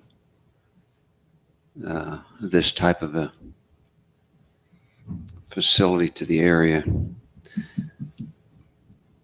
I think as the community grows, it's going to get more and more of that need. Greater opportunity, yeah. So you're ready for a motion? I am ready for a motion, or are we? We'll see. Okay, I move that we recommend approval of conditional use permit C-18-09 for the use of an assisted living memory care facility located at approximately Sandy Tullis Drive and Washington Parkway within the Sienna Hills PCD, based on the first finding that the proposed use of that being assisted living and memory care facility at this location and within our community is a necessary and desirable service that will contribute towards the aging population, both that lives here and is relocating to the area, and that it's consistent with surrounding uses. Based on the second finding, that this particular use of assisted living and memory care facility will not be detrimental to the health, safety, or general welfare of the persons or residing in the area, working in the area, or contiguous properties. Thirdly, that the development of this project will comply with all of the building codes and regulations specified within the applicable titles, as well as state and federal regulations for assisted living and memory care facilities. And fourth, that the proposed use of assisted living and memory care will conforms to the intent of the general plan. And as far as conditions to mitigate any perceived detrimental impacts, the conditions set out in the staff report, not all 9 of them should be incorporated. So I can either read through them or just reference them in that way. Do we need to make a comment reference parking? Well, I mean, that's not specifically part of the CUP request. And when they come in for development, then you'll have to do it at that time, I guess, All right. right? Well, no, With their building plan? It probably needs to be addressed here because of the project being proposed. That you accept, the parking as proposed. This is probably what I do as part of, we're in the process so of I'll add it. a 10th condition to the mitigation factors, that the parking plan as proposed in the application materials must be followed and is approved. I'll second that. We have a motion and a second. All in favor? Aye. Aye. The motion passes. Item 7C, this again, public hearing to consider approval for a conditional use permit C-18-10, request for the RV park located at approximately Bluffview Drive and north of 700 East, applicant Jason Timothy. Well, that's warming up. I'll move in the report. The applicant as stated is requesting a CUP to develop an RV resort park, and it's located at the west end of Bluffview Drive, which is approximately 700 north, 600 east. Yeah. I think Applicant is wishing to develop a 9.8 acre area into a recreational vehicle short stay park resort consisting of 80 pull-in stalls. There will be small personal picnic barbecue use areas at each stall and another whole park amenity area with restroom, shower facilities, with associated pavilion, playground amenities as well. That's this particular area right in the middle. Each stall will provide hookups for RV customers' use. The conditional use is being sought due to the nature of the request and the location. This particular use type is not specifically called out in commercial zones, but hotels, motels, which are conditional use in the C2 zoning district. It's the closest thing I could find to kind of parallel that with this. This particular area, I already got there. It is the request of the applicant to the Planning Commission to approve for approval through the option is found in section 9-10B-2C that states other uses not listed as permitted or conditional uses in other zones that are determined by the Planning Commission to be compatible and in harmony with the intent of the zone, according to the designation and approved development plan. Staff's reviewed the proposed project and finds that it could meet the intent of the commercial uses, close related again to the hotel motel type of use. This particular type of business use is most likely suited better in a commercial areas versus residential areas in a standard, say, mobile home park, which is permanent kind of living 365 days a year, so to speak. Also, it is proposed location is far enough away from customary commercial type uses surrounding the I-15 interchange on the east side. With that said, staff recommends that the Planning Commission consider approving C-18-10, allowing for an RV resort park to be located approximately the west end of Bluffview Drive, roughly at 700 north, 600 east, with the findings and conditions as outlined below in the report. Now, one of the main ones I wanted to point out is that number 11 is one that I felt very important, which is a requirement on a lot of these commercial projects. A 6-foot high block wall will be required to be built on all boundary lines of development. The only one that probably does not have to have the requirement is the north one that runs along this future frontage road and faces I-15. But all of the other sides and back into the property will be required to have a 6-foot high minimum block wall around it. That's one of the, and there's other conditions on there, but they're fairly standard. I just wanted to point that one out to the commissioners. So with that said, I'll glad to answer any questions that you might have on this, again, another unique proposal. Could you explain to me, Drew, condition number 8? In a little more detail. Maybe it's just my... Number 8.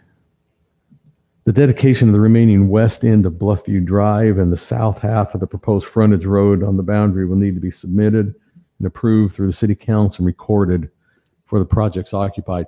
Basically, if we have these roads that are being used as access, they're not dedicated to us at this point. So they need to be built at least half of the road or whatever the agreement, plus it's half the road plus so much depending on the width of the road. It needs to be able to sustain 2 lanes of traffic is in essence what we come down to. So I leave that always with Public Works when they bring in the dedication. So that particular area would need to be done because that's their only legal access that would come into this place. So does that make sense?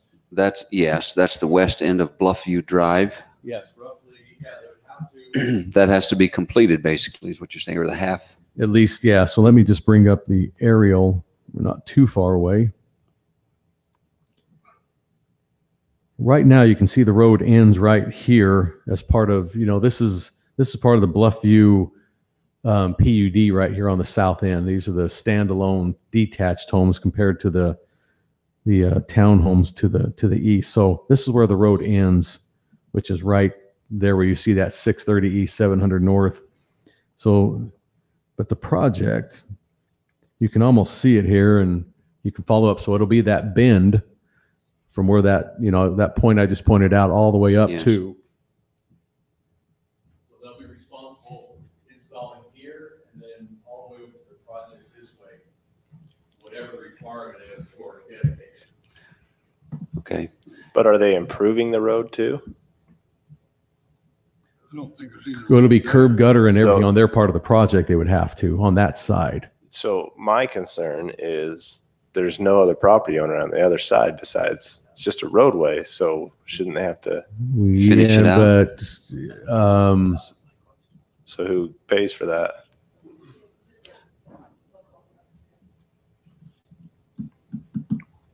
that's We We'll let can wait them- for the applicant. Yeah, Drew. that's or yeah, it may Right. have Brandon come up and talk from Public Works. That would be the minimum it'd have to happen. So anyway, it will. I have, I'll divert that question. It will get answered. Okay. So, but I have one other question. In our definition in the city of an RV park, do we have a limit of nights of occupancy? no. Is that something that needs to be addressed? Because Well, yeah. I mean, you may want to. Like I say, we hear the applicant out on the proposal. The only reason I'm saying that is especially during the wintertime, these parks get to be and some folks will come and stay for 6 weeks to 12 weeks. And they're not permanent, but they are in somewhat, but they don't want to be in a full park. And sometimes it's hard to find a lot. So these used to be very popular around here. Where the new Cafe Rio and the Dick's Sporting Goods was a very successful development right there. And one where our Kohl's is. Those used to be two very popular, well groomed, maintained, and people used to come from all over. In fact, I've been told like at least 24 plus times. People say, I tell them I'm from Washington. I work for Washington. Oh, I used to come to Washington until they closed down the park, and I'm so mad they did that because we used to love the people would come and gather, in the winter time. So I think that's still an option that's open. It's for you as all I was commissioners. thinking is, I'm not opposed to 90 or maybe even 120 days, but if we get beyond that, I'm concerned about it turning into a mobile home Park permanent, yeah. So So- I think there needs to be some limit on it. I think you guys can So determine. my question is, should that be somewhere in the city code reference RV resort and park?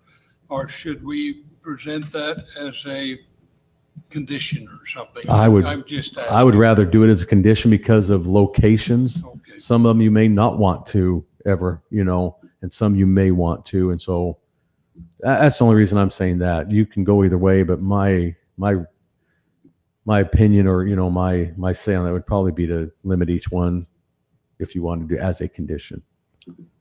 So Suggestion, 120 days, that's probably more than sufficient. Yeah.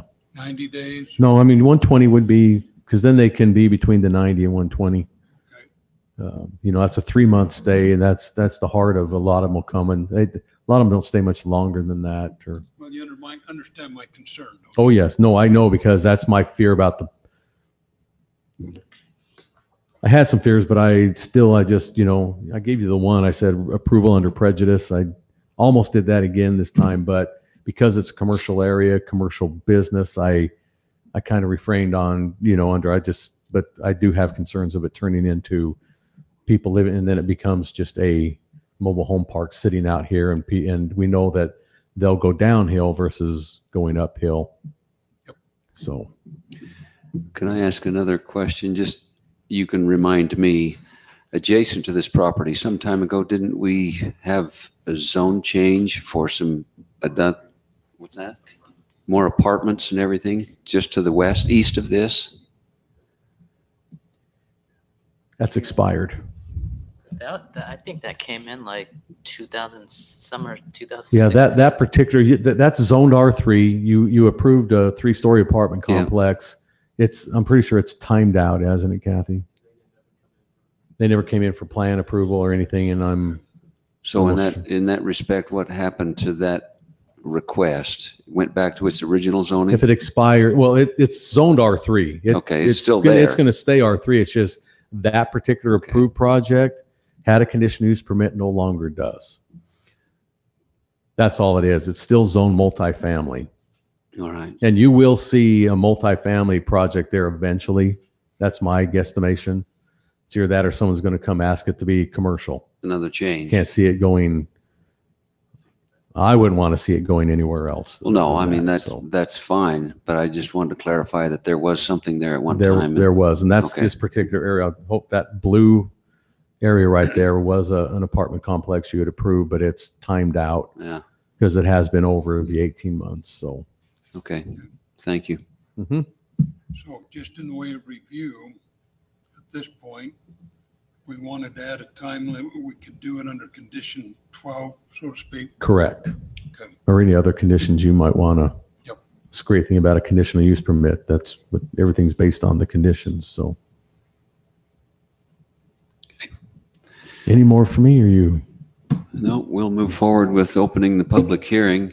The applicant will have another opportunity after this to express any concerns or feelings or even question for the representative. So the public hearing is now open on behalf of those who are here for it. Quiet audience. Well, that's it. Nobody here at this time for public comment. Please remember to state your name. Michael Hudnall. Speak well into the mic, please. Michael Hudnall. Thank you. I live at Bluffview, single family homes, kind of adjacent to the secondary entrance. I go to work every day on Bluffview Drive, and it's a very narrow road. If we add RVs coming and going, it's going to be a safety issue for those of us who travel it every day. Is there any other way to keep RVs out of Bluffview Drive? Because there is a planned secondary entrance there. I know the main entrance is on near the freeway. From what I'm looking at, and anybody can correct me, there's actually the two entrances. Well, you're right. There is one going right into Bluffview once they finish that out, if it is approved.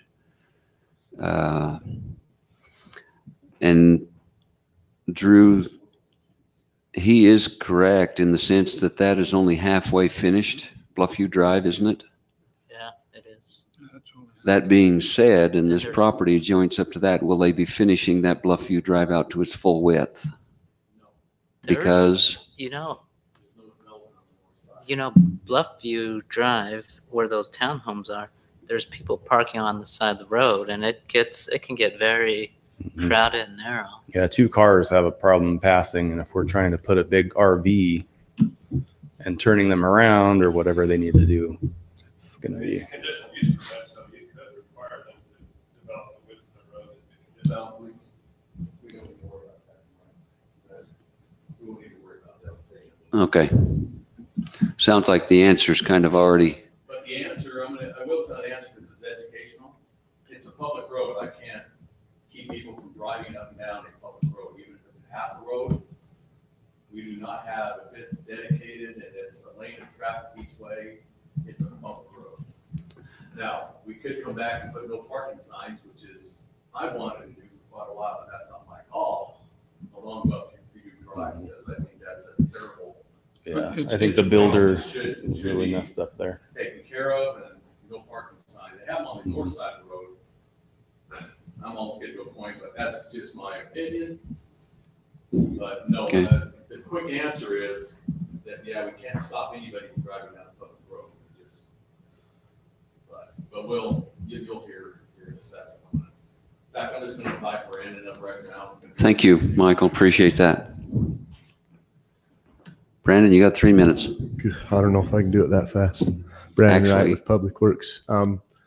We have been approached by Ed Burgess Quality Development, who owns this property. Mike Shaw has met with him.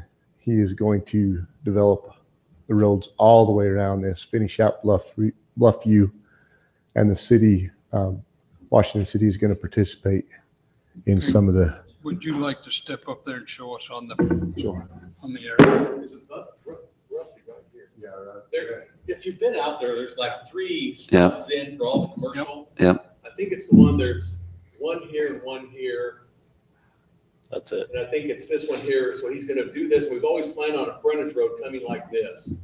And that sounds like the one that Ed and the city are gonna be putting in a full road. Yep. And then and then Bluffview will finish out to the full And width. he's building the whole That's- piece on the bluff. That's correct. He'll finish Bluffview That's At correct. this point. and It's participate. gonna be Yes. weird because there'll only be a half road on these folks' side, but Yeah. he's gonna then build out all of that, this, and then down here. Everything will be, So it could everything will be finished. Signed to use that upper road and keep the traffic out of the, We have not seen plans in Public Works for this yet from Quality Development from Ed Burgess, but they have been in meetings with us, so we know it is coming. They're aware of That's their in the part. workings then. Yeah, they're aware of their parts. We could probably modify condition number 8.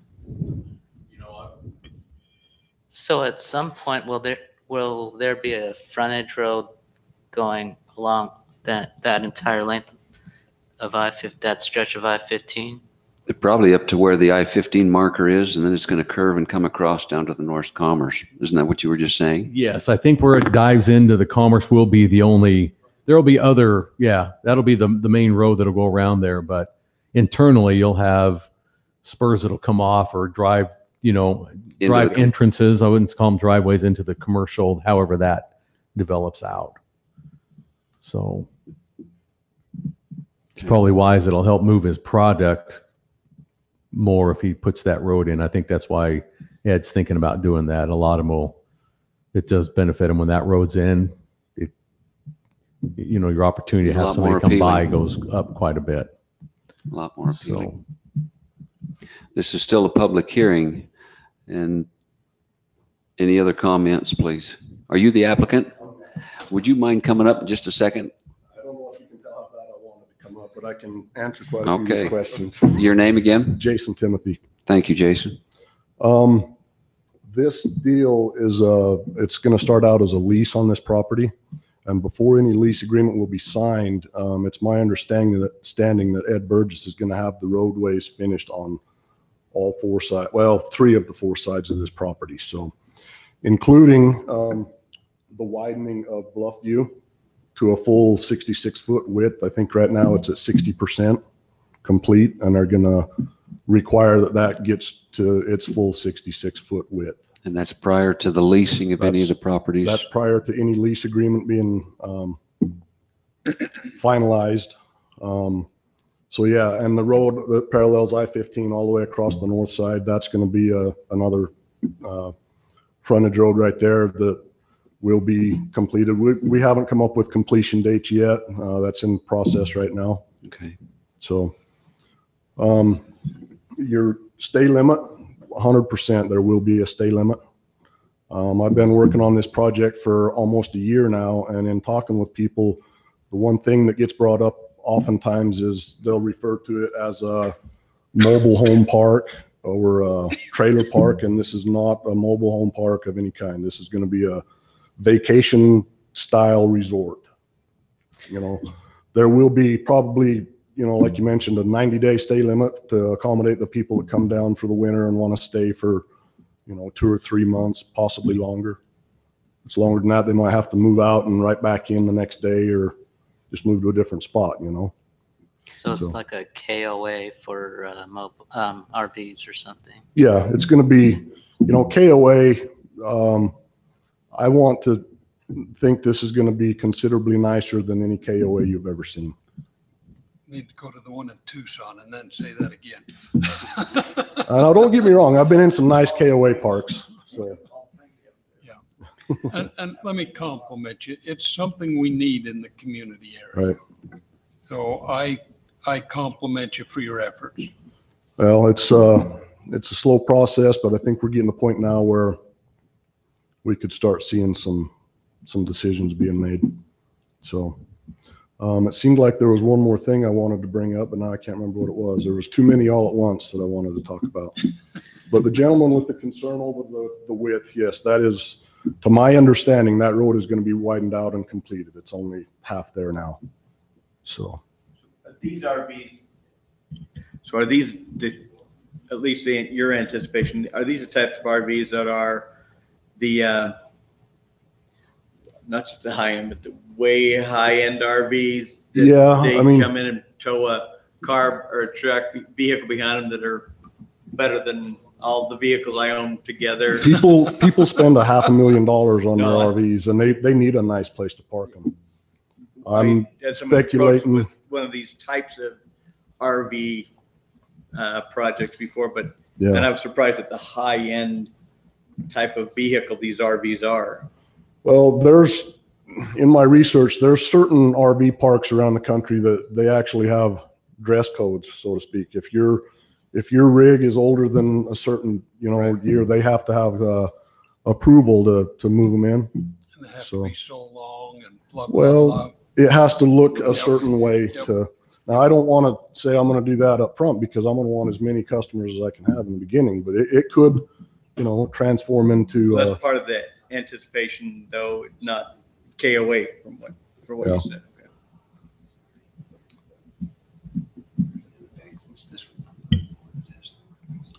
Well, Do you, I personally am quite excited to see this happening. so I I can see hear a lot of that. that office is going to probably have, I guess, some sort of manager on site or something like that. 24 hours a day, there'll be somebody, S&W. there'll be a small living, quarters in the office. Okay. People will be there 24 hours a day, 7 days a week. So, I have one other question for you just to consider. With all of these fancy accommodations that are people bringing around, they might bring their four-legged accommodations too. Is there going to be some kind of a pet resort for them to dispose their waste? There or are you will just be, going to do it on the street? there will be all dogs on the leash, clean up after your dog. Plus, I'm going to try and put in some kind of a fenced-in area where dogs can run free for From the leash? Yeah, Okay. Ours totally enjoy the Washington Dog Park down here, but then again, this is not even close to that. But yeah. I can't help but think they're going to bring their pets and they're going to want to have some type of facility away Absolutely. from other individuals that don't have pets. That Yeah, might be and from my considered. experience, I've seen some where, there is a fenced area and people kind of take turns. If there's a big dog in there, they won't let the little dogs in. Yeah. And, the owners just kind of have to work with each other as far as that goes. So, Sounds like the plan is well thought of. Other public comment? Oh, you're not public. Right, Jason's right here. This is Brandy Walker, Civil Science. We did one of the conditions Drew read off to you regarding the fencing.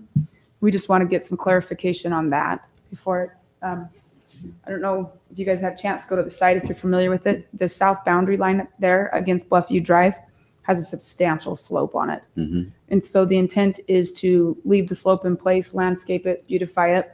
So you can see how far set back those units are from Bluffview. In the fencing thing, that's the condition. You say a 6-foot wall all the way around. I just wanted to just talk to Drew, so he wants to make some clarifications. Have you guys make it very clear to us what's going to be required?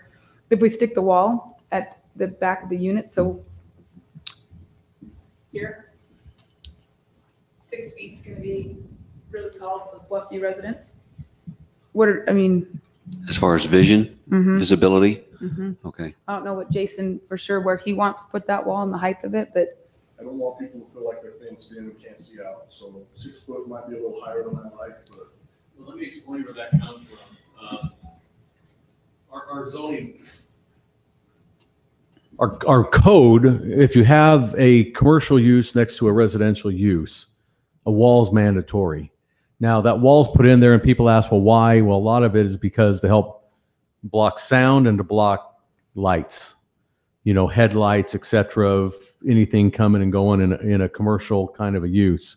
So that's why that 6-foot wall is there. Now, if I have a 2-story home over here, I haven't been out and seen the elevation change, but you probably could give some, but I wouldn't give it away at all, because I still think we need to block some sound and mostly lights of vehicles back. And that's why that's put in place there. It's not so much for the privacy on the commercial piece, it's for the benefit of those who live around it, especially in a residential zone. So I misunderstood Brandy. I thought it was the one over on the east side, but now I see what you're saying. There is an elevation change there, but until I see, but again, that's your call on that. So. Hey, Brandon, how much elevation change is there? It seems like it's about 12 feet or 18, something Yeah, like on the that. steep side, it's about 18. What Jason would like to kind of propose on that is maybe do like a 3-foot block wall with like a wrought iron, like ornamental across the top. I think the houses down there in Bluffview probably sit, because the Bluffview homes, the single family actually sit lower than Bluffview Drive as well. So they drop down. So the first exhibit has contours on it. See, yeah. It's 14. I counted them. Did you? Thanks. So Yeah, it varies because the road slopes Yeah. up. My concern, Brandy, is it's a different subject, but which I think we need a wall if it's 4 or 6, is that walls help kind of block drainage. And the way that this currently slopes, it looks like it drains to the southwest, and you have your detention on the southeast. I'm just curious how we're going to get the water into the detention basin, because typically we have curb gutter. There's no curb gutter here. So as odd as it seems, the site's flat from east to west, more or less. It's pretty Yeah. flat. So we'll force the drainage to that southeast corner. When Bluffview went in, they participated in a huge master storm drain project, the townhomes did. So you can see on this, that gray dash line is a monster storm drain. There's 2 actual stub locations that are to this property now to accommodate the drainage that runs off. So we'll just direct all the flows to it. Yeah, I see that. I'm just saying, It drains to the southeast. It doesn't go to the southwest. Bluffview Okay. Drive climbs it's up. hard to see the contours. Yeah, they're but not actually, I didn't put numbers on them. These are the existing contours. It's going like, the drain, this is stepping up this way, so it's draining down. Okay, as long as it gets in there. And that's why I was saying a block wall on that south side makes sense, because then it just helps the nuisance water get blocked too. We just don't want it down on the right of way, but rather leave the right of way sloped, the outside Yeah. landscape area exposed to Bluffview. Yeah. Yeah, I just make a suggestion, and it's not part of what we're addressing, but some big trees and things like that along that slope would probably really stop a lot of make the view more pleasant for the homeowners to the south. Yeah. We'd Landscape's going to be a real secret on that hill, I think. Yeah. put the street trees Some in. screening Yeah. of some sort. Well, again, those are conditions that can be attached to the permit approval. So. Yeah, I'm just commenting that the landscape will really improve that. Yeah, that south part probably could use a little bit more trees. Yeah, that's what I'm looking at right here. Add a little more landscape on the south. One more thing, if you could zoom out on that whole site plan. I've been down Bluffview Drive many times, and I feel your pain. There's cars parked on both sides and it's not real wide. But the main access, that is a secondary access over on the west end. But the main access is going to come in off of, what's the street that comes down past the new Black Bear Diner and you turn? Okay, the main access is going to be, there's already a roadway stubbed out, and it's going to come in from the east side there. So the majority of the traffic will be in and out right there without driving down past the townhomes. So if anything, I think it might improve your problem with the congestion and stuff, because that road will be completed. I have one other question for you, Jason. Just pointing your finger as far as the main entrance to that, what in your mind is the traffic flow for the individuals coming in? I mean, I'm trying to understand if they're going to come in that direction. Obviously, those that are on the right, they can back their systems back into the holes. Oh, I got you. Yes. Just to the traffic flow around the circle there. I've tried Help to me make understand that. everything to where, excuse me, you can back into those spots that aren't pull-through spots, that you can back into them on the driver's side. Okay. With a 32-foot wide road and the angled stalls, it should make getting in and out of them quite simple. So, granted, the ones that are, there's some of them that you're gonna have to, check in at the office, drive around the loop to get headed in the right direction, then back into them. So, All right. And obviously that second access is quite narrow. If a person really needed to, they could get out there for some emergency reason, but yeah, I don't know I find that very difficult myself to. I don't know if there's a recommended width on what that secondary. That might access be needs a to good be. inquiry. Yeah. That's probably one. What's that, Brandy? Sorry. Peanut gallery. We'll keep it the same width as the internal drives. Okay. 32 feet. All right. Hey, Drew, is a facility like this required to have, I guess, some sort of garbage or a dumpster, I guess? Oh, yeah. And I think one of my conditions was if they build it, they have to have a surround around it that blocks it in, And most of the time people build with a split face block is what looks best, and a nice gate with slats. Area.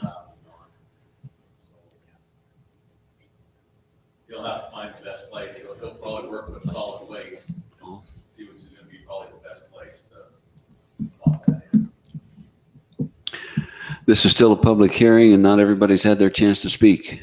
Anyone else? Your wife doesn't want to speak, Jason? She's okay with that? Okay. Then we'll entertain the motion to close the public hearing. So moved. Motion and a second. All in favor? Aye. Motion passes. Other discussion or comment? If not, No, from my perspective anyway, well, and I think it just is by under state law, but one thing about RV parks are, temporary RV parks are that they're subject to transient room tax, which Oh, it's a good deal for the city. we always like that. Yep. thanks for your comment.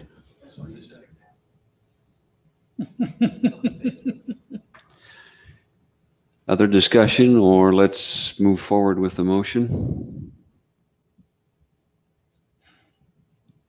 I find the motion just a little bit complicated in what we want to say about fencing and so on. Wonder, as a commission, if we want to review that. Well, the motion specifically is to extend this as a conditional use permit, but as far as the, But we have conditions we can add on to the conditions. that's true. Is that correct? So the conditions I heard was the landscaping along Bluffview, and then the block wall, from what I heard, could change to a 4-foot block wall with wrought iron on Bluffview, but everywhere else 6 foot. Correct? Is that what you're thinking, Jason? Yeah, that would be beneficial there. Is there a wall on the frontage road, or no? Sounds like he wants, I'm not requiring one, he could put one on. I'm gonna want to put at least a 3-foot high wall possibly along that. Well, I think we would leave that up to you then. If we're not required it, we wouldn't put that as part of our condition. Well, if that's his front, I think by code, that's as high as he can go anyway, 3-foot high one. Because it's in the front setback. So let's think a minute on the east side. The potential probably next door is going to be commercial. I think we need a 6 foot there, I 6 foot there, and then a 4 foot around even the bend of Bluffview. The whole Bluffview, dropping down to 3. Yeah, I would like to see a 4 foot with some wrought iron or something on that south boundary. Just to denote that it's there.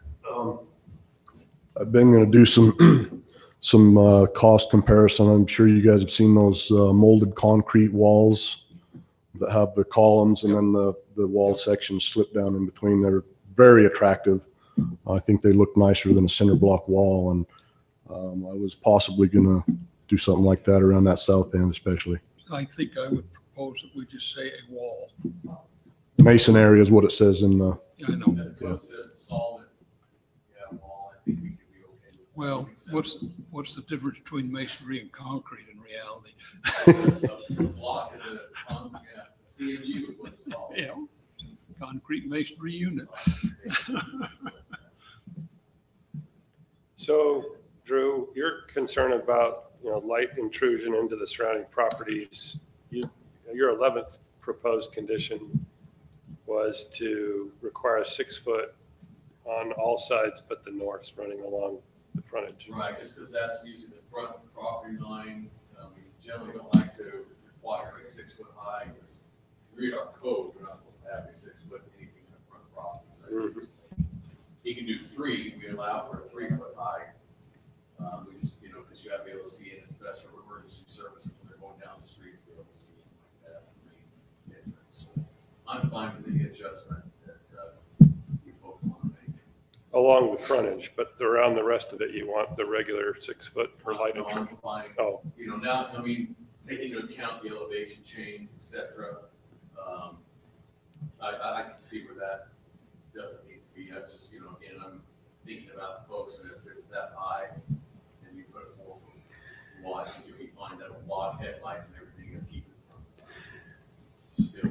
What about the information that Jason had shared with us in regards to the street completion prior to the property access? Sounds like we're gonna be just. Does that need to be a condition is all I'm saying? Just leave it like it is. Okay. Things will be covered in that. Okay. Does that make sense? Yep. This is what we would standardize for folks on anything, that they build that half road is what the standard requirement is. I still think Sounds like that, it's gonna be above that. I still think the frontage should be a part of the condition, the frontage road. Because what if the deal, Should've said it. it says half width, what if the deal falls through, but this project still moves forward, that road, then everything's going down bluff, the frontage should be full width, because who's gonna get stuck with that bill? I'm just thinking worst case scenario. Yeah, the city. Yeah. So on But condition. I'll have a conversation with you about that, So, but you guys do what you want to, if you feel uncomfortable, then I'm fine with whatever you want to add. You're the commissioners and stuff, but I'll tell you why I'm. In other words, it would take too long right here. Correct. Okay. These simple guys can think through things like that. Just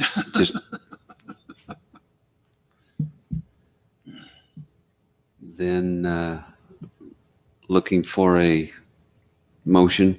Did we close the public Or- hearing? Yeah. Motion or further questions or discussions for applicant or staff?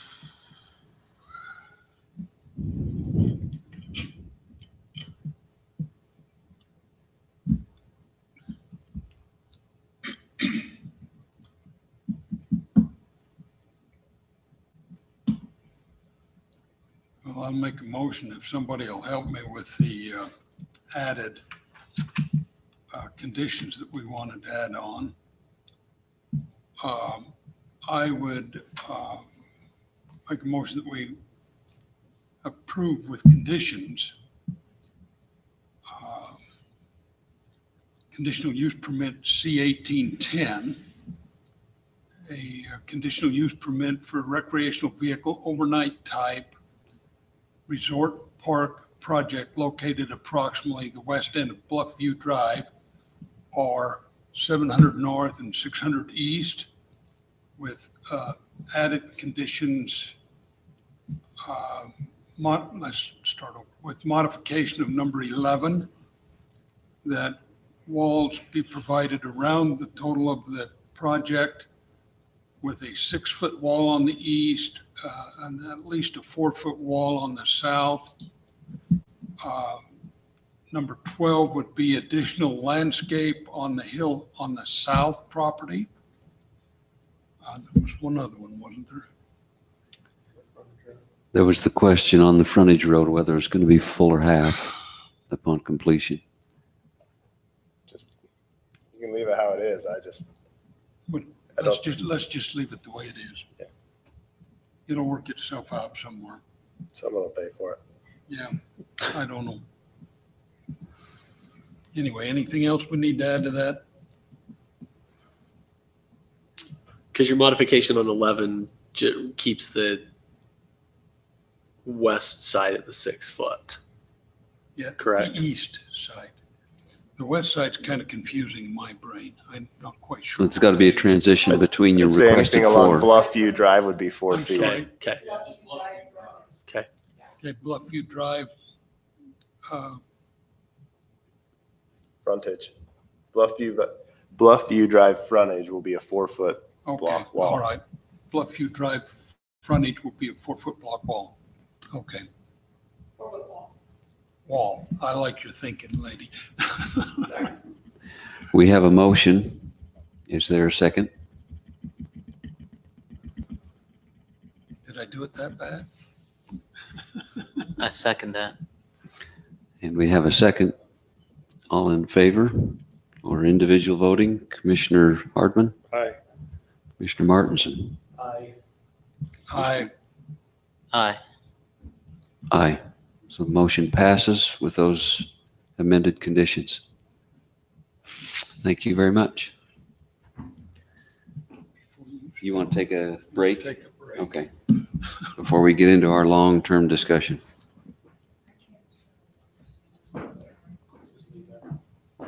Why don't you just take an excuse? That'll be an Do excuse. your business and we'll keep on going. We can do that. Thanks, Kathy, for that help.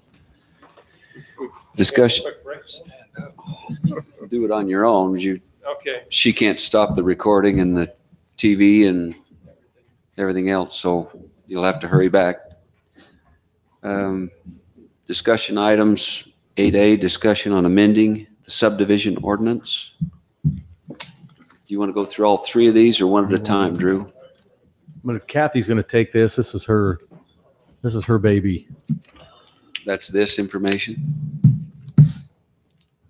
I gave you a copy of what we have. I want you to go through because I don't think that what we have makes a lot of sense.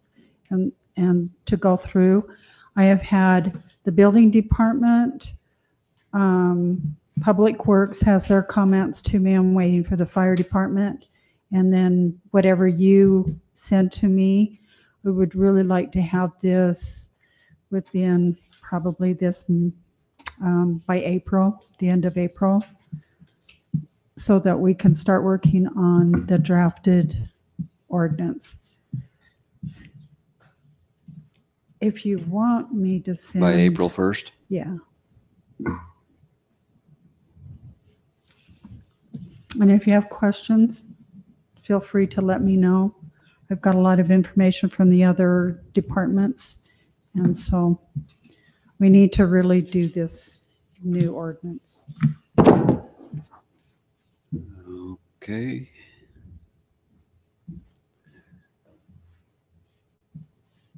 So probably along within that same date, we ought to definitely review the minutes of March 7th and have them come to you at the same time before April 1st. Okay. Let's make that note on both of these.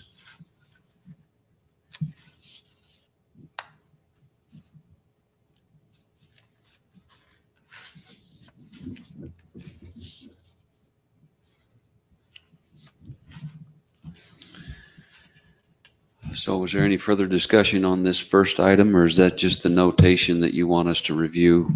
That's good enough. We'll make sure that the other two are good to go. All right, item 8B, upcoming combined meeting, May 30th, 2018. We just want to take, if there's anything you wanted to put on an agenda to discuss, and if you can't think of anything right now, just send us some emails. Any particular items. Be careful how you pick those. You've been in a few of those meetings already, and so if we put too much on the docket, we'll never go home. So, I've been working just slowly on redoing the ordinance on the preliminary plat and final plat, and I just don't know if we want to do it there or if we just want to. And you mean in the subdivision stuff? No, in this, in the combined meeting. Do you want to address it there? Or do you want me just to do a quick overview? If I have a date that I got to work toward, I can probably get it down. That's what I'm thinking. Yeah, because a lot of that is in the subdivision ordinance, if that can tie together. Does that make sense? Because that would be changing the preliminary and the final right in. Yeah, but there's specific ordinances that aren't this ordinance for the preliminary and the final to make sure we cover everything. Well, you can put a checklist, because right now we currently have one. At least on the preliminary plat, it's got to cover all this or address that. Some of those we probably want to kick out. Well, I'm But thinking is there's that- stuff we want to add to the preliminary, and I haven't reviewed the final plat near as much as the preliminary plat. Well, and don't spend too much time, because by state law, you can't really add any extra, items in that I'm isn't. saying there's stuff yeah. missing from ours that should. Yeah, that's fine. I would probably hit this in our subdivision ordinance. If there's a checklist you want to put and want to have on there that you want a requirement for them to do, I'd put it in our subdivision ordinance. Okay. Does that make sense? I mean, that's where we would change it anyway. Well, I was just making sure, because when you read through there's basically a list in the preliminary plat, Right. but some of the stuff isn't in that ordinance, so that's why I was asking. I'll do it whichever way you want. I'm just trying to make it easiest for you, Drew, on how we implement it if we need. I don't know if we need to discuss Yeah, the best it way to or just- implement it is to put it in the new ordinance. Okay.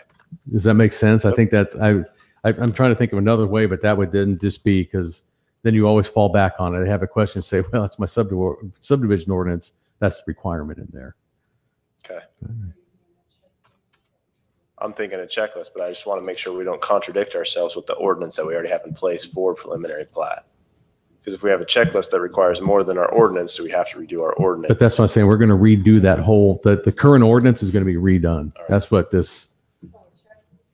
Yeah. So when she tells you to review that package she just gave you, that's what we want to see in there. Just say, here's what I think we need to have for our checklist for our preliminary plat in our new subdivision ordinance. Okay. So that gives you that time to do that. So, and even up to that, we're fine taking. So April 1st is our deadline. Well, it's a soft deadline. Let's make it a hard one. Because, well, no, we'll make it a hard deadline. You got to but- get the minutes But I done, just want so you to let's- realize that you'll still be taking it.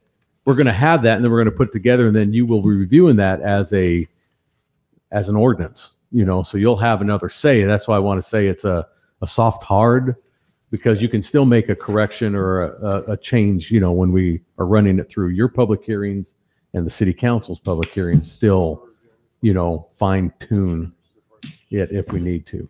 Okay. That's all I'm saying. For that. Should. And Councilman Clough, that is an oxymoron.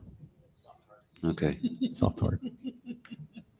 But everybody knows what I meant. Everything helps. That's all that really matters, right? As They long as have everybody comments, knows then what you meant. Is the planning commission responsible for conducting I that think you meeting? guys might be up this time. I think so too. I think it is your turn. I might disappear so he can have that experience.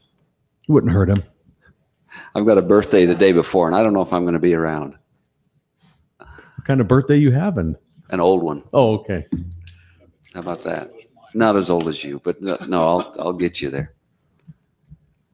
So anyway, we just didn't know if right off the top, if you want to, again, think about this, any items you want to put on that, the sooner the better so we can get an agenda. But again, you've been in a few and we'll try to keep those not too many, because both groups, we get on one thing and it goes for a while. And I'm not trying to discourage anything. It's just that I think the last one there were people that were real.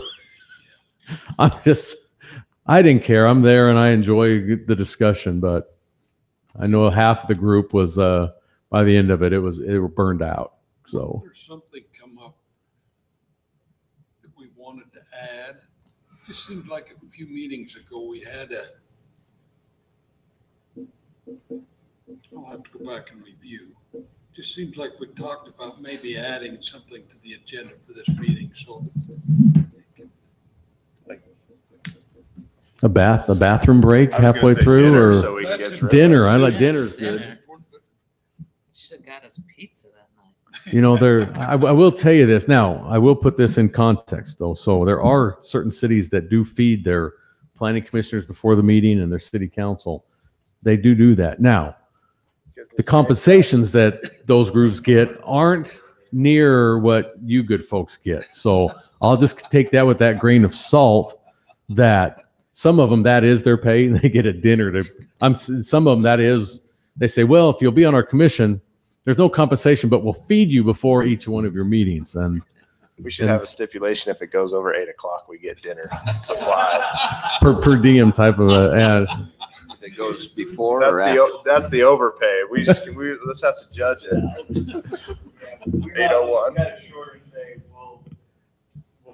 That's true. If we start at 5:30 and done at 6, then we're going to do this wash time thing. Yeah.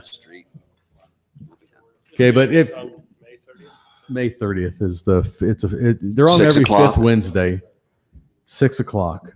I believe that's the time it has been in the past. Yeah, we tried to do them earlier, but the council's used to the 6 o'clock, and that's fine. The big muscle gets the choice. No, I thought it was at 6 o'clock. We did 5:30, and 6. Yeah. Okay. So yeah, get those to us as soon as you can, just so we can kind of formulate that agenda. If we get too much, then we'll kind of ask what we might be able to bump or something. We'll just take a look at that. So, okay, I think that's it. Commissioner Hardman, did you get the reminder of the minutes for March 7th? Kathy needs them back. We're also going by April 1st. No, tell me that again. April 1st. Just put a note up there to have those back to Kathy if there's any. Oh, if there's any questions. Yeah. Drew, did we cover the idea that talking about outbuildings and you can't occupy them, was that ever brought to the combined group? Yeah. Well, we did talk about that a little bit. Remember that discussion happened in our last one that some cities are looking at that as an alternative. If it meets a certain criteria, they're going to let like a mother, but again, the policing of that is the hard part, but we have discussed that a bit. Well, I think the concern I have is that we need to make sure I don't even know what the term I want to use is, that it becomes part of our process to make sure that's added on the plat that goes to the county. Well, anybody who comes in with those, we've actually considered maybe anybody that does any accessory use, they're going to have to, we'll be the ones recording it because we can do that too. But we've thought about going all the way to that, to that far end of the line and just saying anybody that puts an accessory use in an approved area will have this record of whatever that thing's called recorded on the property. Well, I'm just wondering. That states these will not be used for. Yeah. But it just seems to me like we talked about bringing that up in our combined meeting and come up with some standard that, I don't know if it's part of the city code or what we're going to call it, but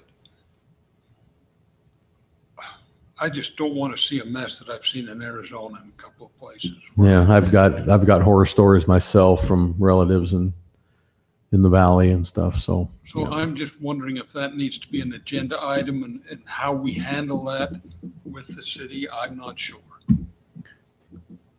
Well, we'll put it on, and if nothing else comes forward, we'll talk about it. Okay. Does that sound fair? Any other discussion for item 8B? If not, let's move forward then to item 8C, goals and strategies for the comfortable housing plan. In case you haven't known, we kind of asked the county, 5 county government associations, not Washington County, but they have people that this is kind of what they do.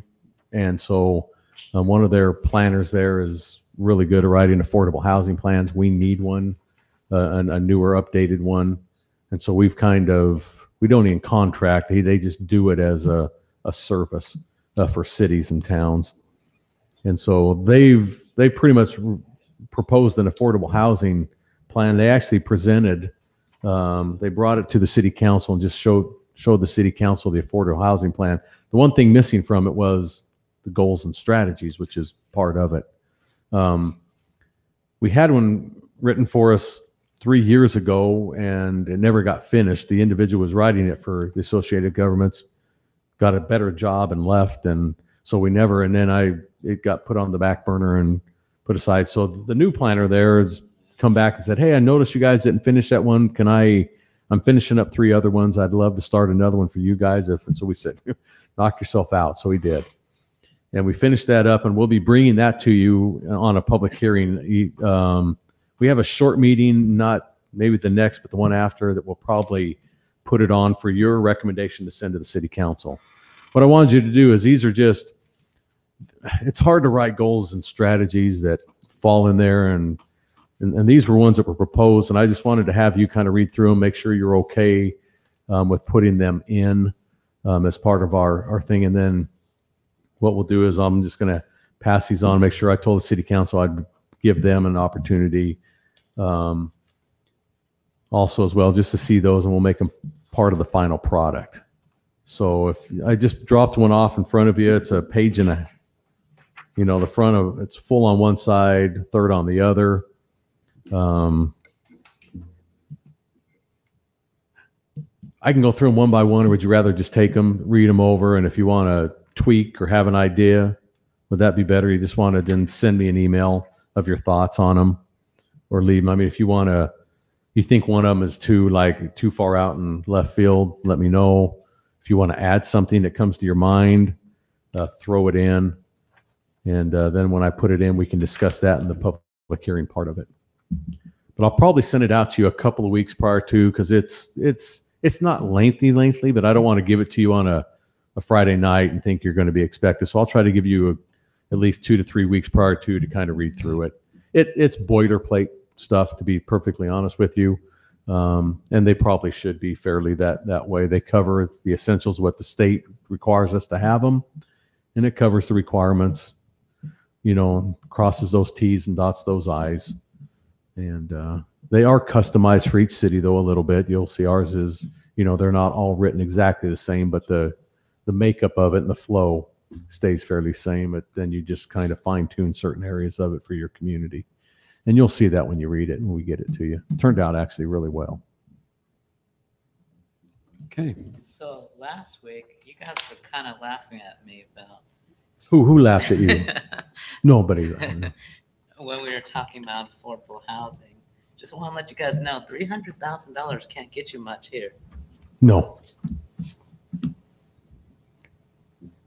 Compared to $750,000 for those people trying to charge that, they say that's affordable, and that's not, and that isn't what the definition of it is. Just because it's cheaper than everything else doesn't make it affordable housing. So, but no, you needed to giggle, and he needed to hear that, because it's not appropriate. There's a lot more to affordable housing than that, and you'll kind of see that as we go through the plan in a couple weeks from now.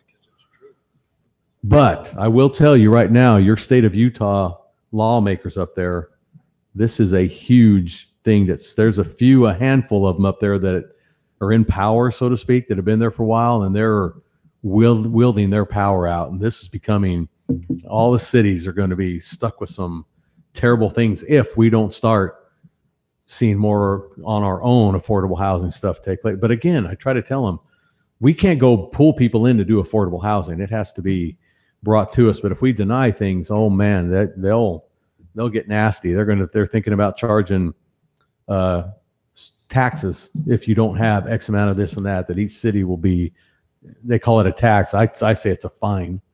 They can call it what they want. They try to make it sound better that way, but just be on the guard that there's lots. It's started last year and got a little bit more momentum this year. And Jeff and I will tell you, probably 3 years from now, if things don't get changing around to make things have more bigger areas in your cities that do that, the state's going to get, I think, a little nasty with everybody, and unfortunately, and start imposing a lot of things that shouldn't happen. But it'd be good for me to understand what basis they're establishing the term affordable housing, because my income versus Joe Blow's income could have such a big difference. But then again, if you're living in Orderville or St. George, it's all based on your area. And what they do is each one of them, the counties and stuff have to provide this median income. And that's what the base is. They know what everybody's here is and the down here is.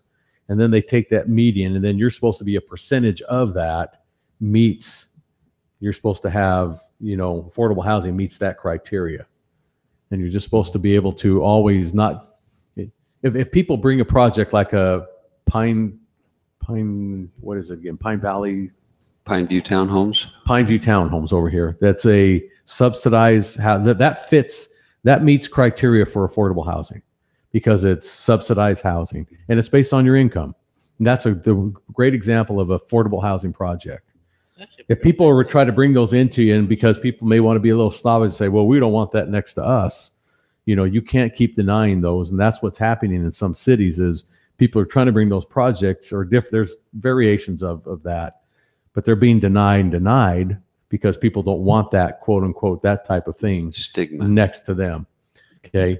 And so state's getting a little tired of seeing those denials. Not a public hearing. So, and that's what we have to be careful of.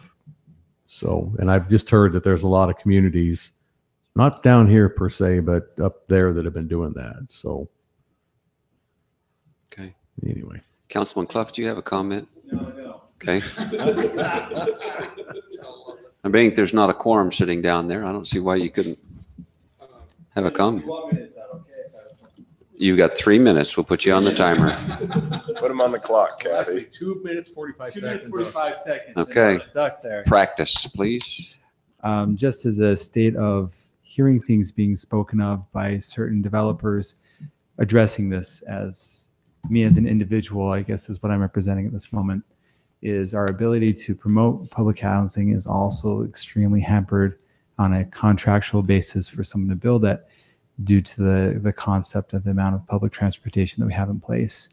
There would be more grants, opportunities, and funds available if public transportation was something we had in place. So if we have something where it's imposed on us to a state tax, that would be kind of interesting to talk about to see, because that's something that's come up to me from different builders, that they have lots of investors that are interested in even investing in things like that, but aren't able to move forward due to the fact we don't have that in place in our community. Thank you. As an opinion of a non-commenting person. Any other discussion? If not, we'll entertain a motion to close the Planning Commission meeting for March the 21st. We have a motion. Is there a second? Aye. Yes. Second. Aye. There's a second. All in favor? Aye. Aye. Motion passes. Thank you, Councilman Ward. I almost said hi, Councilman.